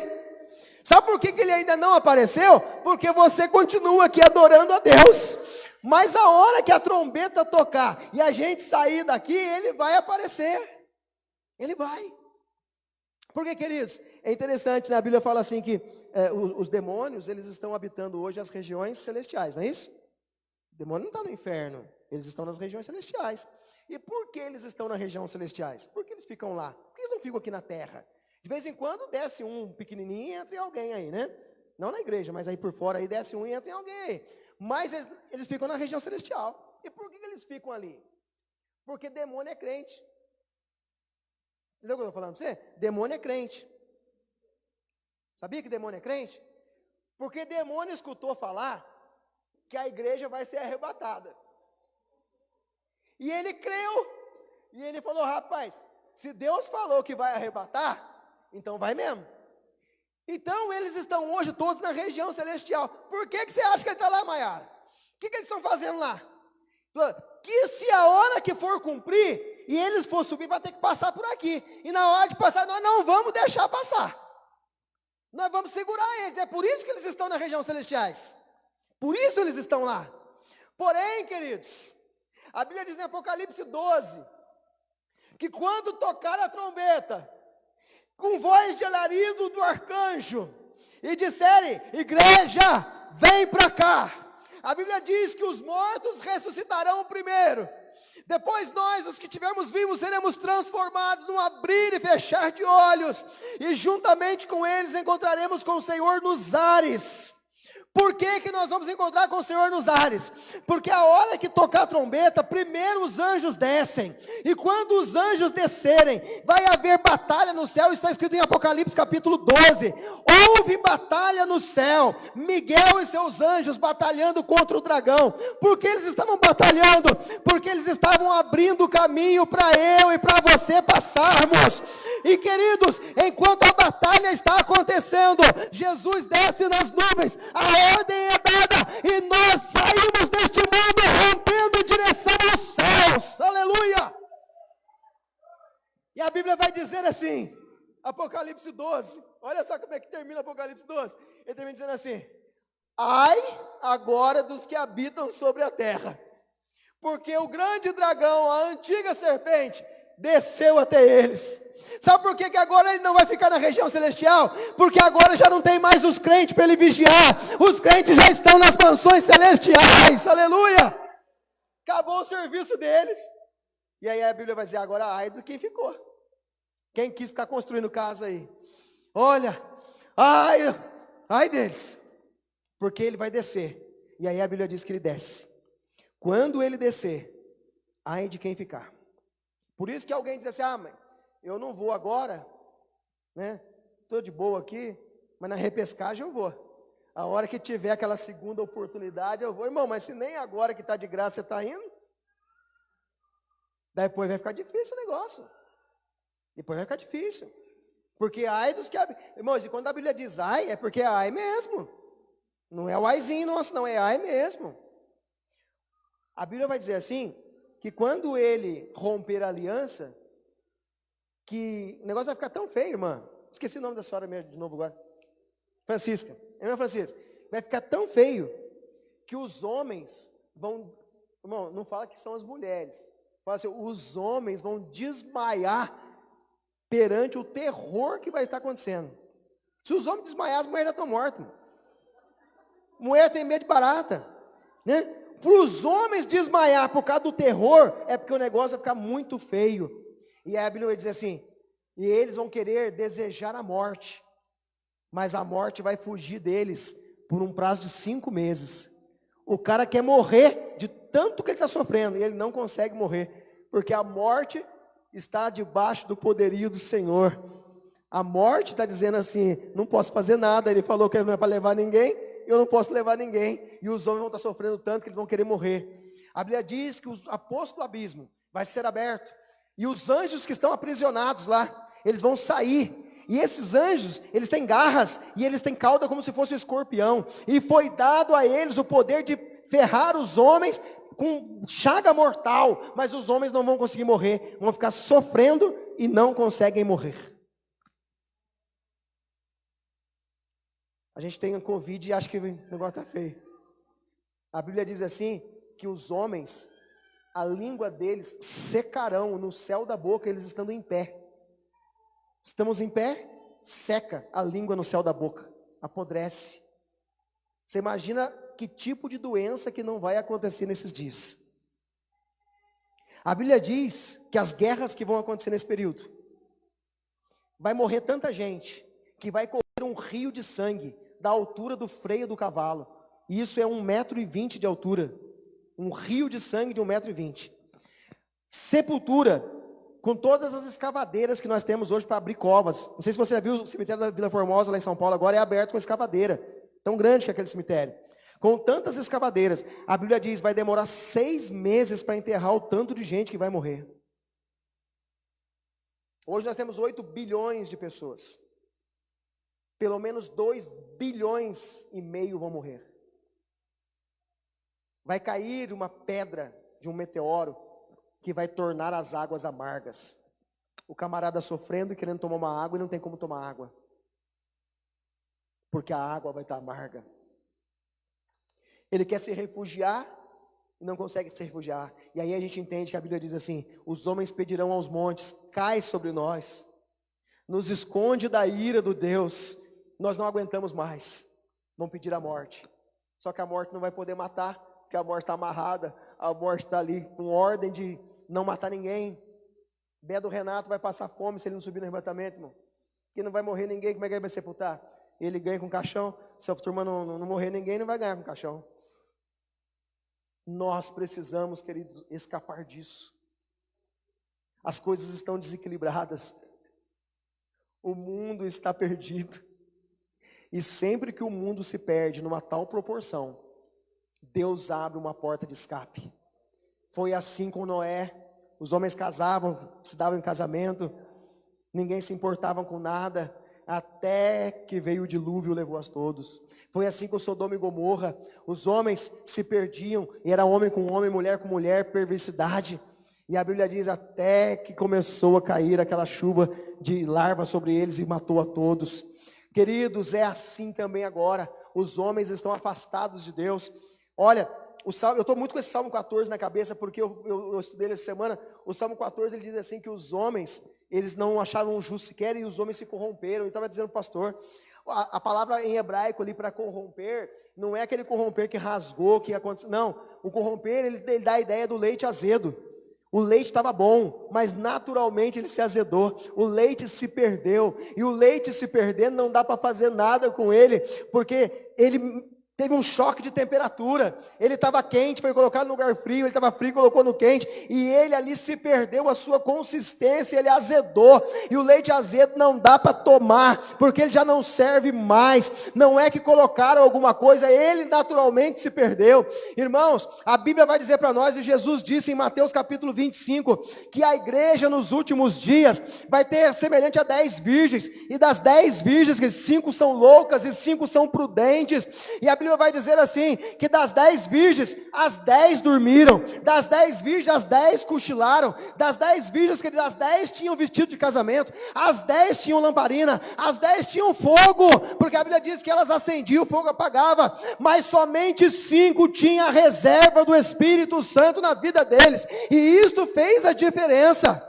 Então nós estamos num período em que a igreja está dormindo, o povo está dormindo, e nós não estamos dando conta que Jesus está à porta para buscar a sua igreja, e alguns dizem assim, não, isso aí vai demorar muito, não é nessa geração, é na outra geração. Ei, quando nós estivermos dormindo, vai sair um grito lá no céu, eis o noivo, saí-lhe ao encontro. Mateus capítulo 25, verso 6. Você está preparado para ouvir esse grito aí lá no céu? Vai sair esse grito. E aí, queridos, nós vamos para o céu. E aí esse camarada vai tomar conta de tudo aqui. Mas sabe o que é legal? A gente vai participar de um casamento. E a cozinheira do casamento do céu é mineira. Ela vai fazer tutu. Ela vai fazer aquela feijoada. Ela vai fazer, irmão, mocotó. Eita glória!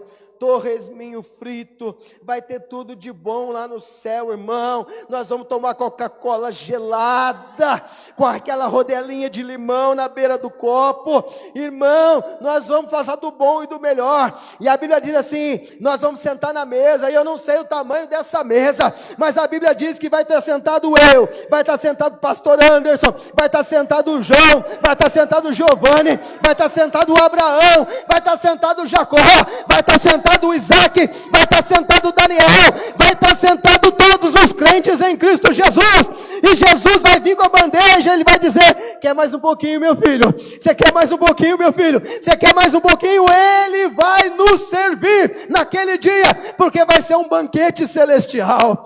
Ei, eu não sei nem se eu tenho roupa para isso, irmã Francisca.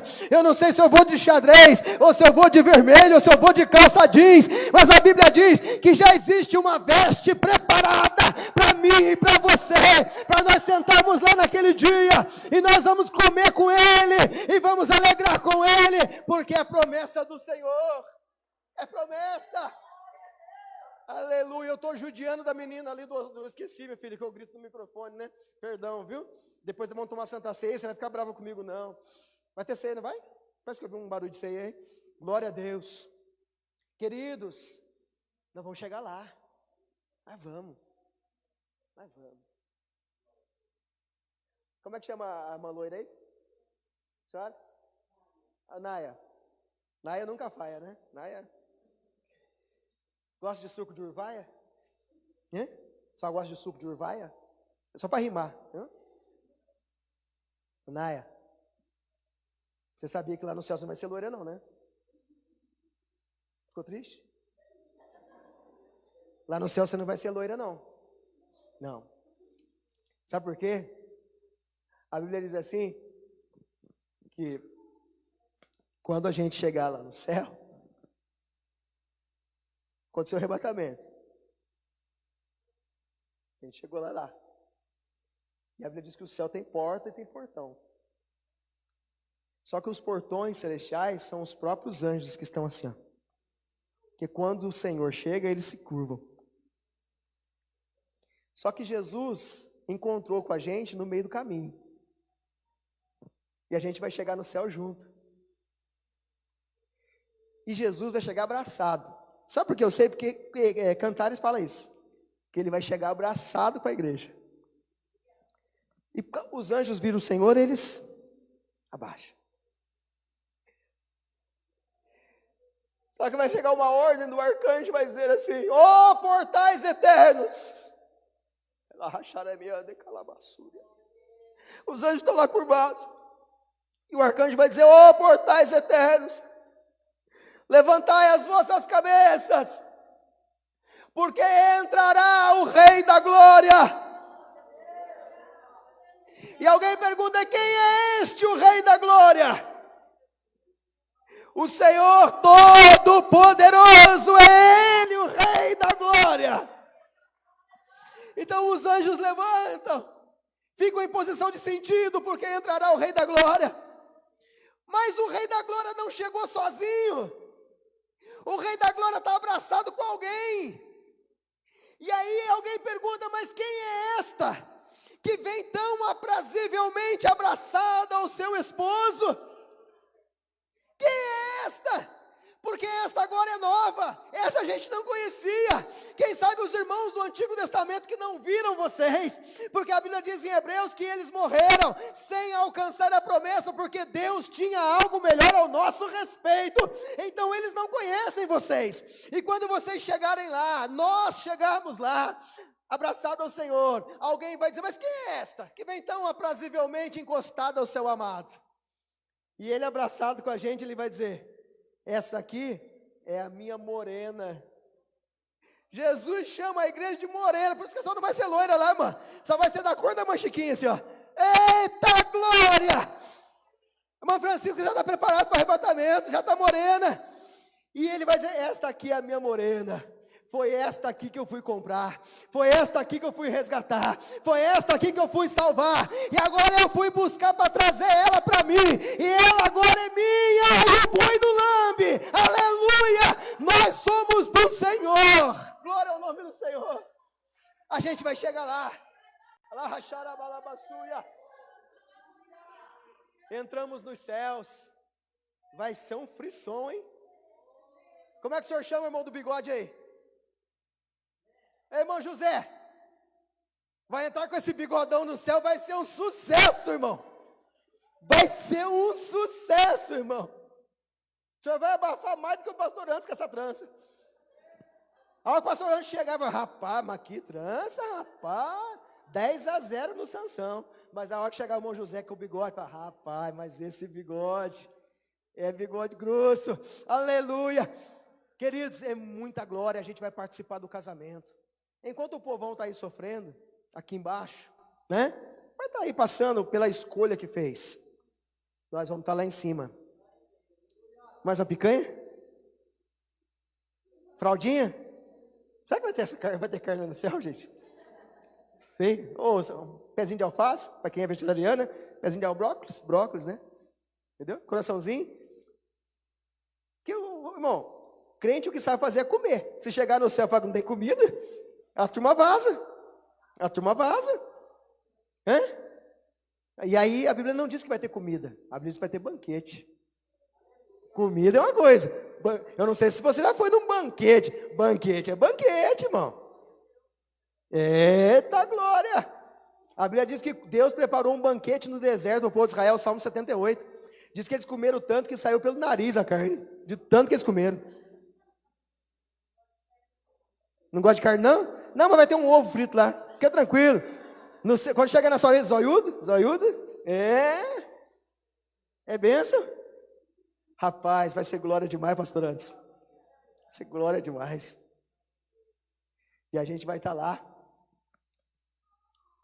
Abra sua Bíblia comigo em Mateus 26. Eu queria ler esse versículo aqui. Quando Jesus estava aqui, Jesus falou assim, eu estou bebendo agora dessa Páscoa, dessa ceia. Versículo 29. Abre aí, Mateus 26, 29.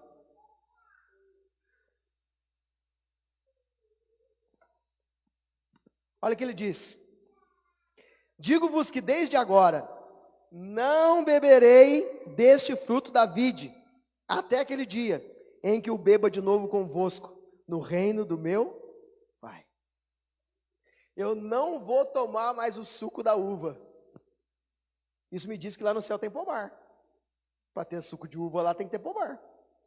Eu não vou beber mais. Até o dia em que a gente sentar junto. E a gente pegar do cálice. E a gente poder beber de novo assim, ó.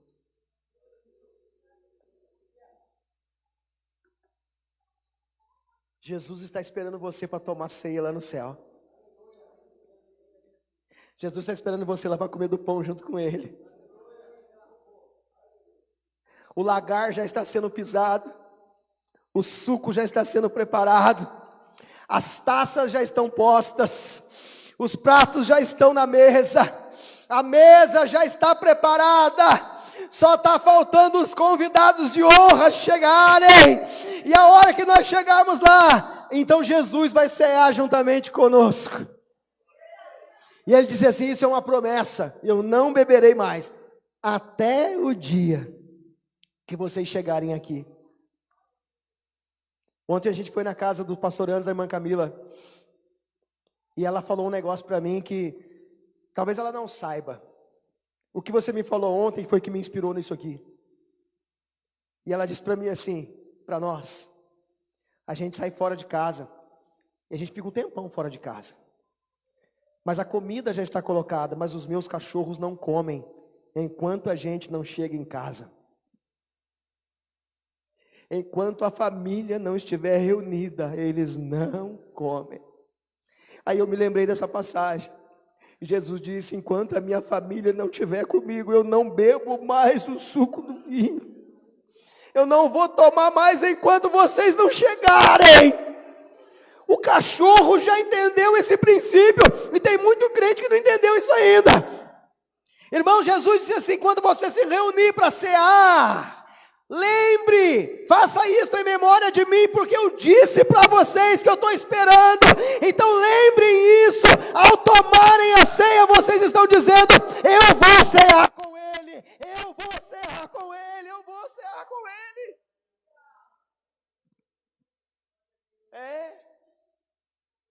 Vamos tomar ceia lá no céu, Priscila? Vamos, Marquinhos. Marquinhos não gosta muito de comer, não. Eu percebi que quando acaba o culto, ele não come nada. Mas lá no céu, você está guardando para o céu, né? Igual eu entendi. Você está guardando para o céu. Está no jejum santo para lá no céu comer. Mas eu quero encerrar nesta manhã. Abra o Salmo 46, por favor. Salmo de número 46. Aleluia. E eu encerro com isso nesta manhã. Salmo 46. Aleluia. Glória ao nome do Senhor. Aleluia. Glória ao nome do Senhor. 46, verso 1. O título aí, Senhor é o nosso refúgio, Deus é o nosso refúgio e fortaleza. A fé perfeita em Deus. Irmãos, nós vamos estar no céu, alegres, muito contentes, esquecendo dos problemas que aqui ficaram, esquecendo das coisas que ficaram para trás. Mas a gente não pode esquecer de uma coisa, que em meio a toda essa tribulação, existe a nação de Israel. E a nação de Israel está aí. E a nação de Israel, ela rompeu agora com o anticristo. A nação de Israel, ela já não quer mais o anticristo.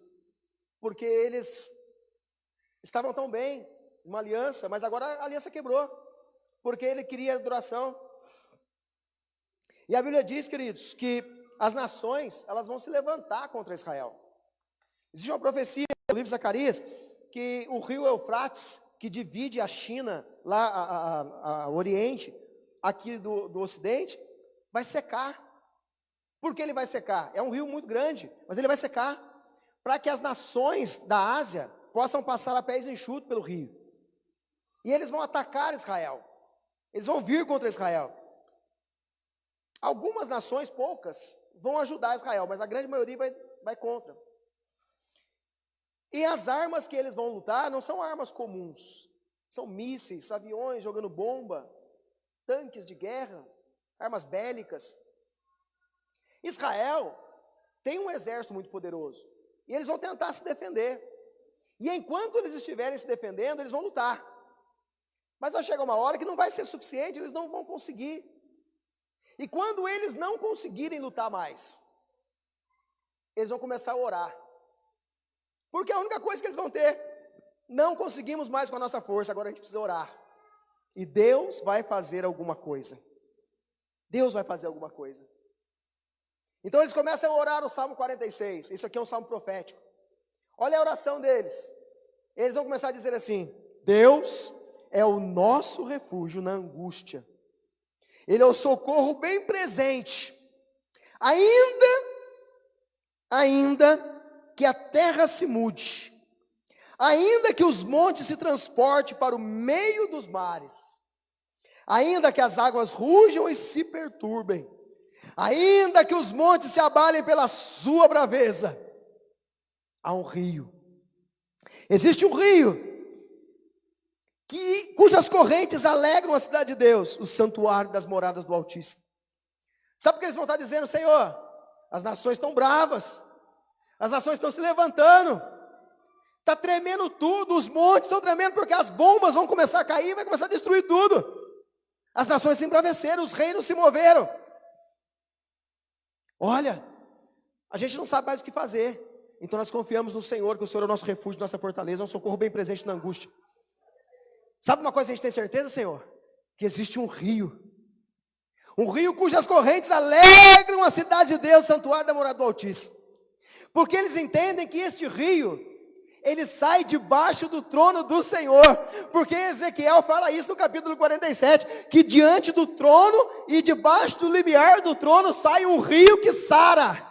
Então ele diz, Senhor, lembra do rio que sara? A gente sabe que esse rio sai debaixo do teu trono, então nós confiamos que existem águas que estão fluindo do trono, e estas águas vão vir no nosso deserto agora, e nós vamos ter solução. Alguma coisa o Senhor vai fazer.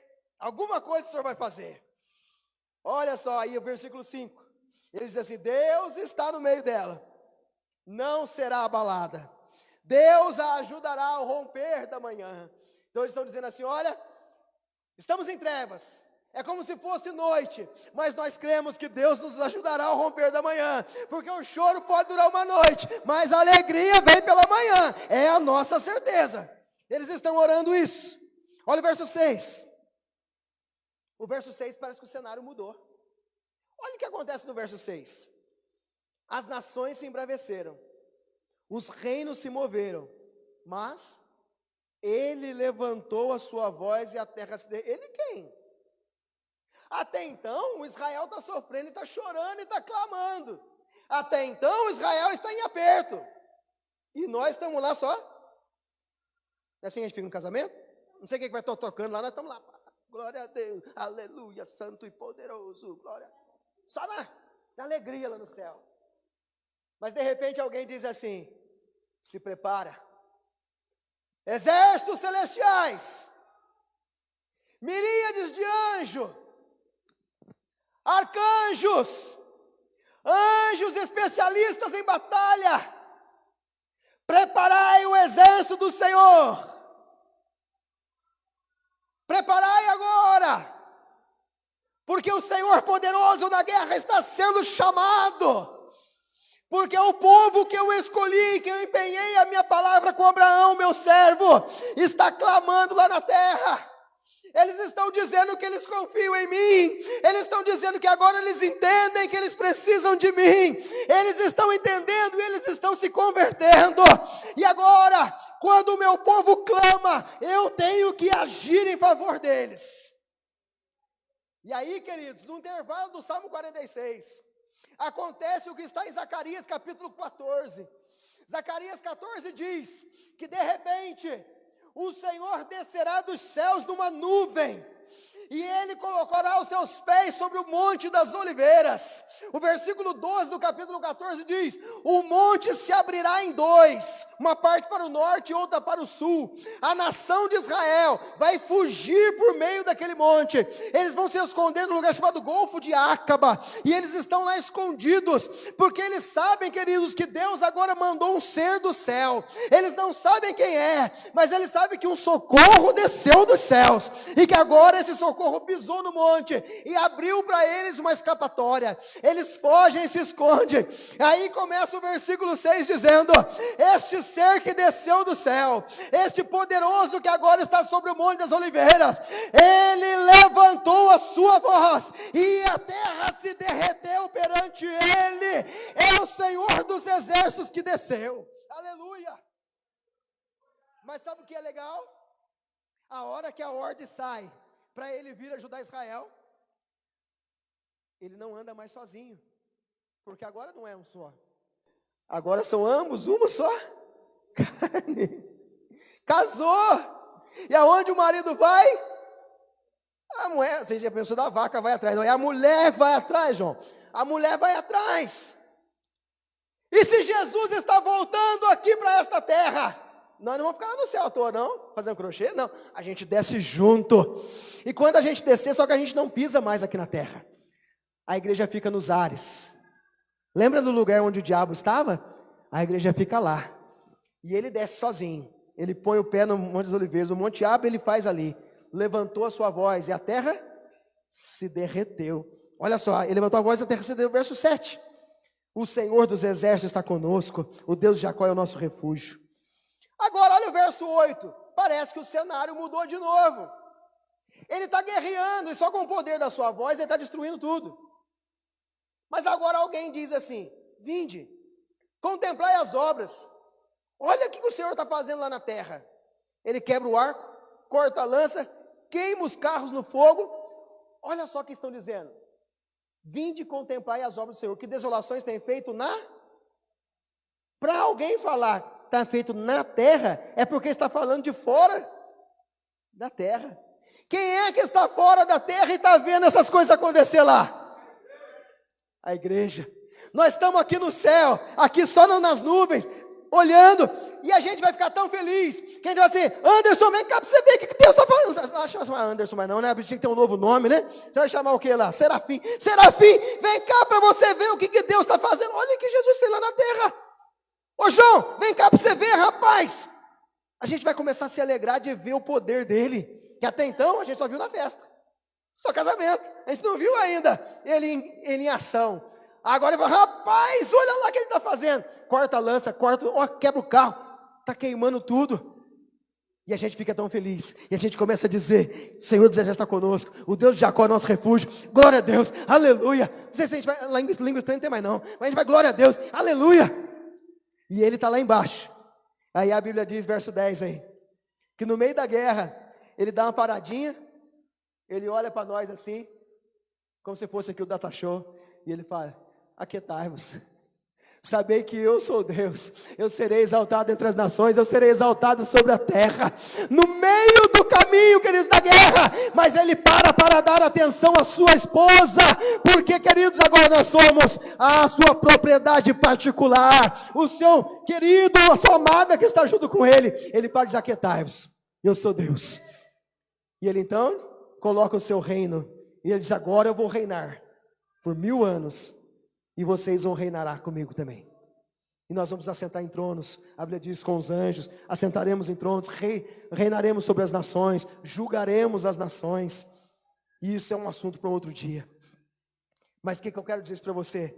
Existe uma promessa, e ele prometeu, ele é fiel para cumprir, ele vem nos buscar.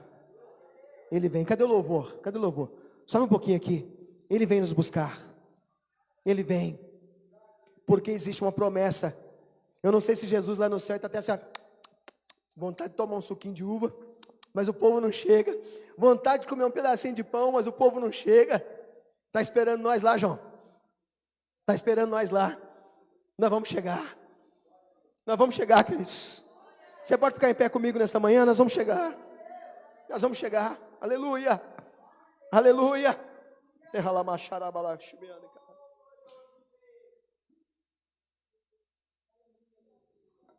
nós vamos cantar aí?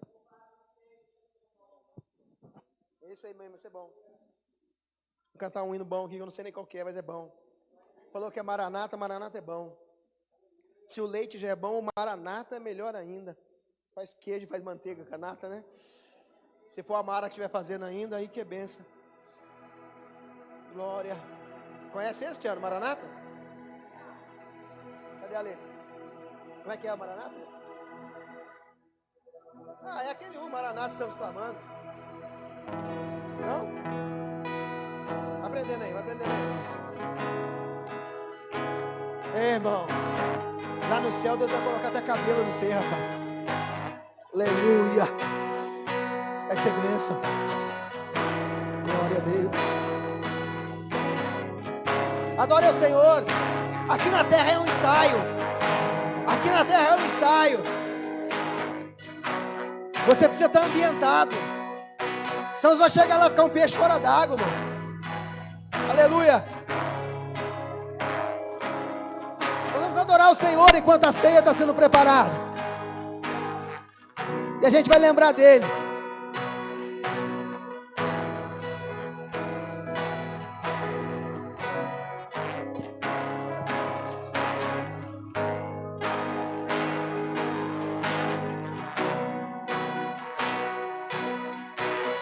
Maranata, estamos clamando. Maranata, estamos clamando. Maranata, estamos clamando. Vem, Jesus.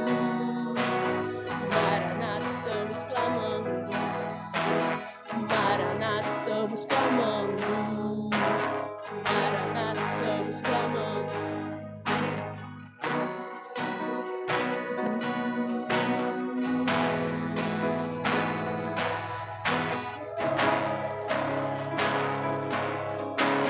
Maranata quer dizer, ora vem, Senhor Jesus. Ora vem, Senhor Jesus. Ora vem, Senhor Jesus.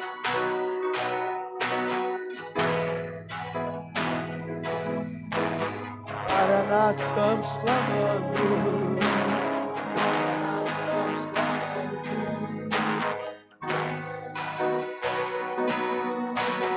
Maranata, estamos clamando. Maranata, estamos clamando. Vem, Senhor, a tua noiva te aguarda.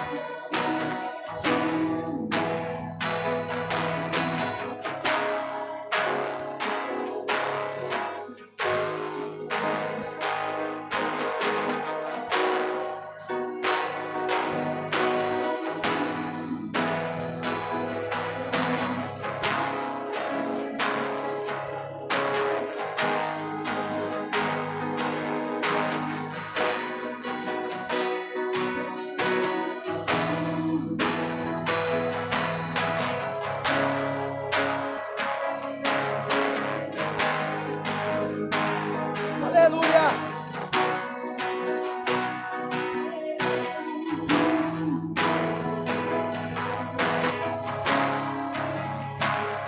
Nós te aguardamos, ó Deus. Nosso coração está preparado, Deus.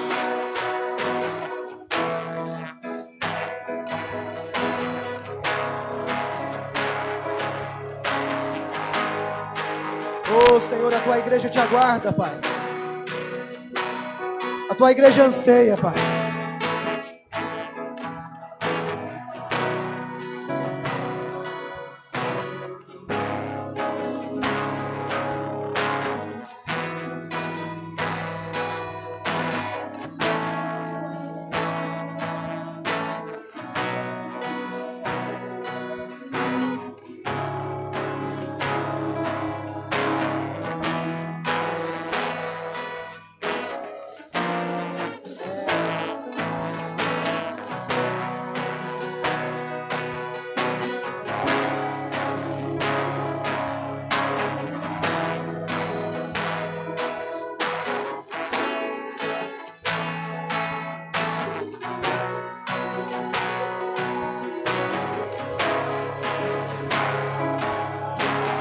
Nós aguardamos esse dia, Senhor.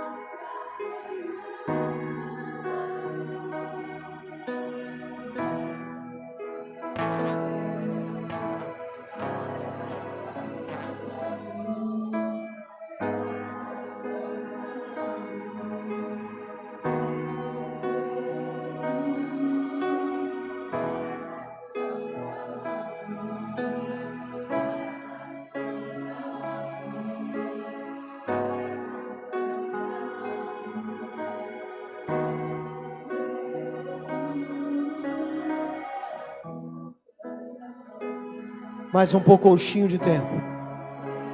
E o que há de vir, virá. E não tardará. E quando ele vier, todo joelho se dobrará. E toda língua confessará que ele é o Senhor. E ele vai enxugar de todos os olhos a lágrima. E ali para onde nós vamos, não haverá mais dor, não haverá mais tristeza, não haverá mais morte. Ali nem sol haverá, porque o próprio Cordeiro iluminará a cidade. De dia e de noite, estaremos na sua presença, nadaremos no rio da vida, correremos pelos jardins celestiais. Nós conheceremos os nossos antepassados.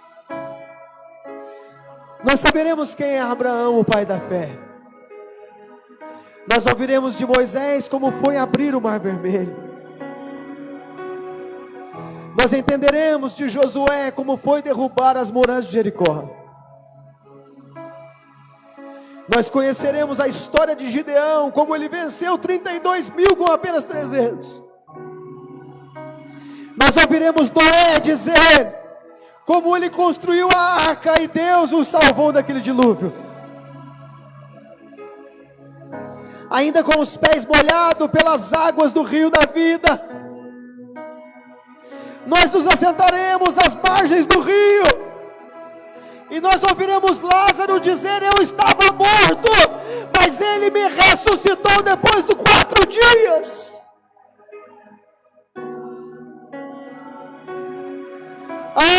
Queridos, nós ouviremos de Daniel dizendo: eu já era um velho, e eu fui colocado numa cova cheia de leões, mas também a cova estava cheia de anjos, e o Senhor fechou a boca dos leões naquele dia.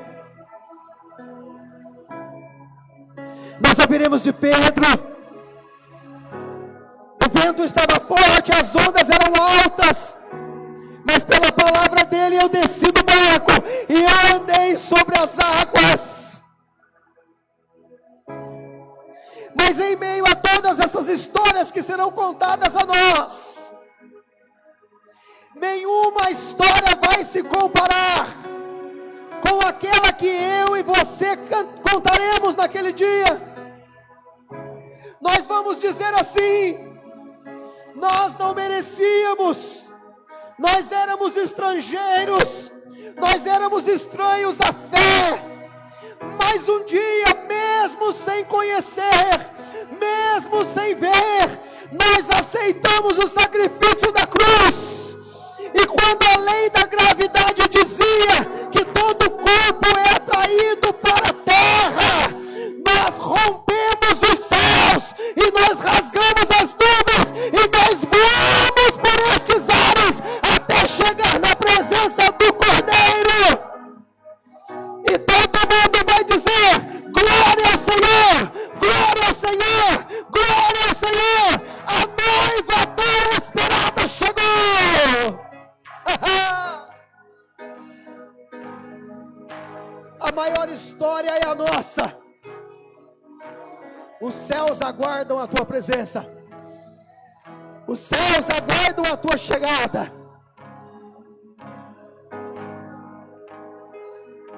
Hoje existe um burburinho no céu.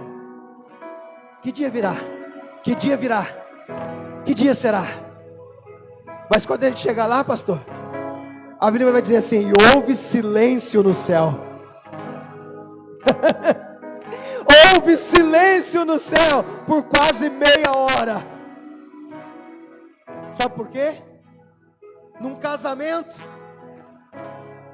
todo mundo pode estar conversando, mas a hora que a corneta toca, chegou a hora da noiva entrar, todo mundo fica em silêncio, todo mundo se levanta e todo mundo se vira para ver quem é a esposa que está chegando.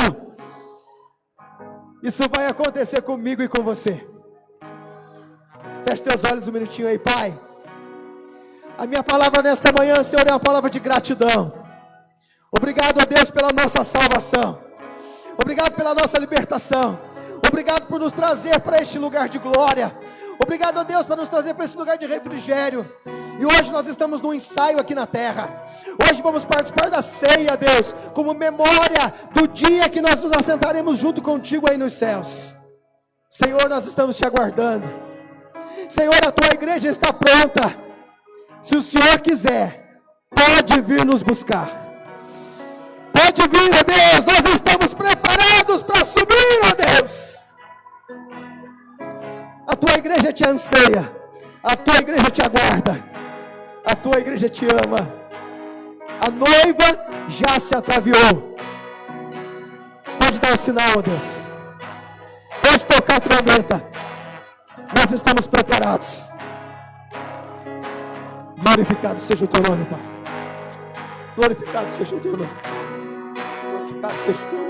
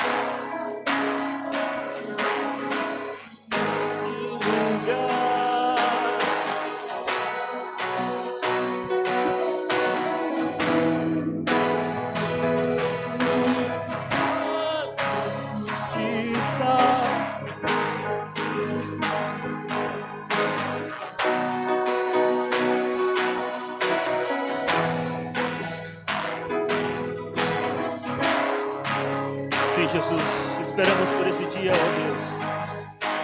Ansiamos por ti, ó Senhor Jesus. Ansiamos por esse dia, ó Deus. Ah, Jesus, aguardamos por ti, Senhor. Tua noiva aguarda por ti, ó Deus.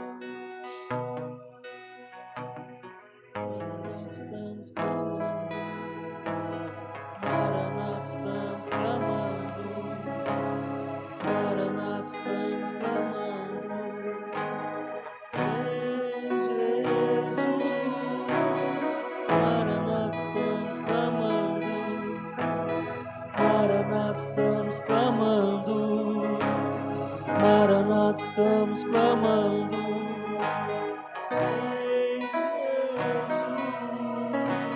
Maranata, estamos clamando, Maranata, estamos clamando.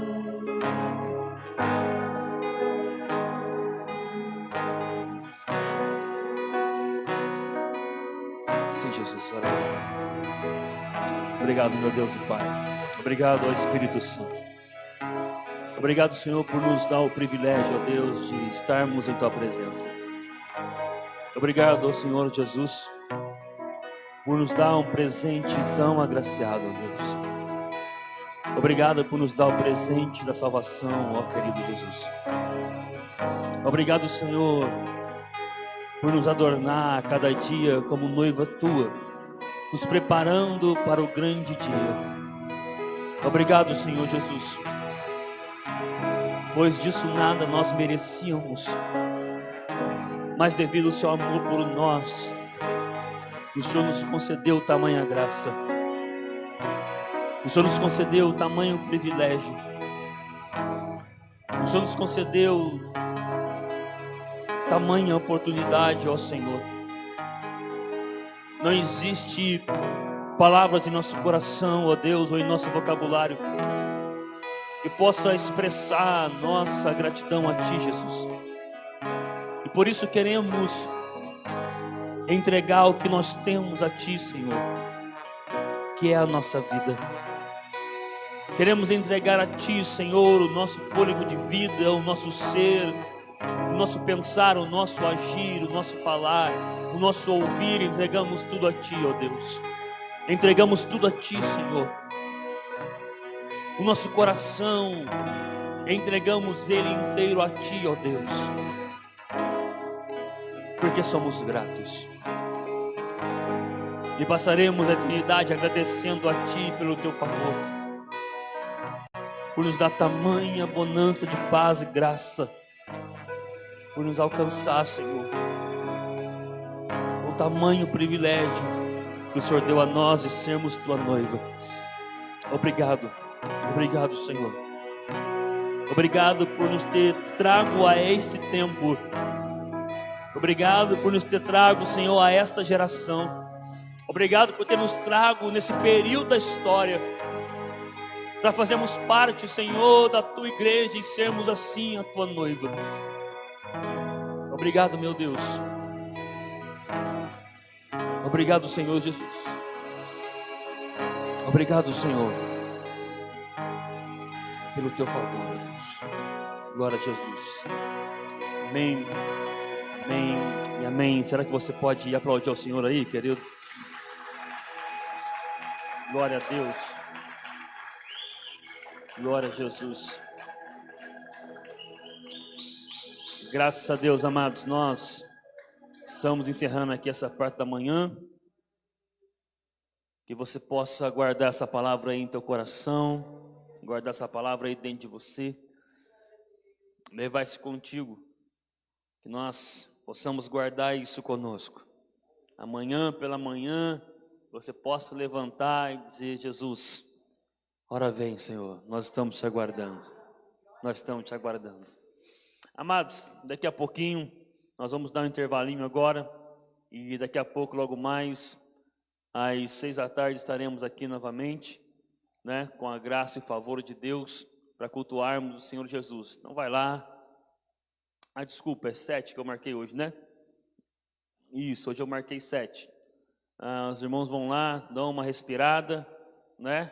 Respira um pouco, pega um fôlego e logo mais 7 horas nós estaremos aqui, se Deus assim permitir. Amém, amados? E se até lá, às 7 da noite, Jesus vier no meio do caminho, a gente encontra nos ares, amém? Glória a Deus, queridos. Então, que Deus possa continuar abençoando a vida de vocês poderosamente. Pastor Vandes, mais uma vez, meu filho, muito obrigado mesmo. Meu coração se alegra muito, né, em te ouvir e saber que você nos atende com o coração. Eu sei disso. Eu sei que além da disponibilidade que você sempre coloca aí na sua agenda para estar conosco, eu sei que você faz isso com o seu coração e eu sou grato a Deus por isso. Viu? Que Deus possa continuar abençoando a sua casa, a sua família, em nome de Jesus. Yasmin, minha filha, né? Ele veio e abriu a porta. Agora você sabe como é que funciona, né?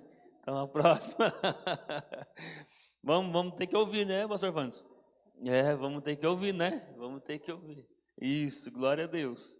Mas quem sabe em breve, né, Ivone? Quem sabe em breve, né? Isso, glória a Jesus. Ivone fala também, irmão. Vocês não sabem disso, não? Fala também. Glória a Jesus. Que Deus possa abençoar vocês, irmãos, poderosamente. Nós vamos na paz de Jesus. Fica aqui meu abraço para todos vocês, viu? Para sua família, sua casa. Deus abençoe vocês mesmo. De todo o meu coração, eu agradeço. Os irmãos ficaram felizes aí de eles estarem conosco aí, diga amém. Isso. Volta quando, Rita? Fala para eles. Essa aí tem uma bênção, é isso mesmo. Glória a Deus. Amém, amados? Que Deus abençoe vocês então, em nome de Jesus. Levante e bota a sua mão aí, que o grande amor de nosso Deus, que a graça de nosso Senhor Jesus, e que assim que as consolações do nosso Espírito Santo esteja com você, sua casa, sua família, e que eu e você venhamos aguardar e dizer todo momento, instante, Maranata, a hora vem. Senhor Jesus, quem crê nisso, diga amém. Glória a Jesus. E logo mais à noite estaremos aqui na nossa ceia. Não se esqueça, hoje à noite é ceia, amado. Vem aqui que vai ser bênção, amém? Deus abençoe vocês em nome de Jesus. Vamos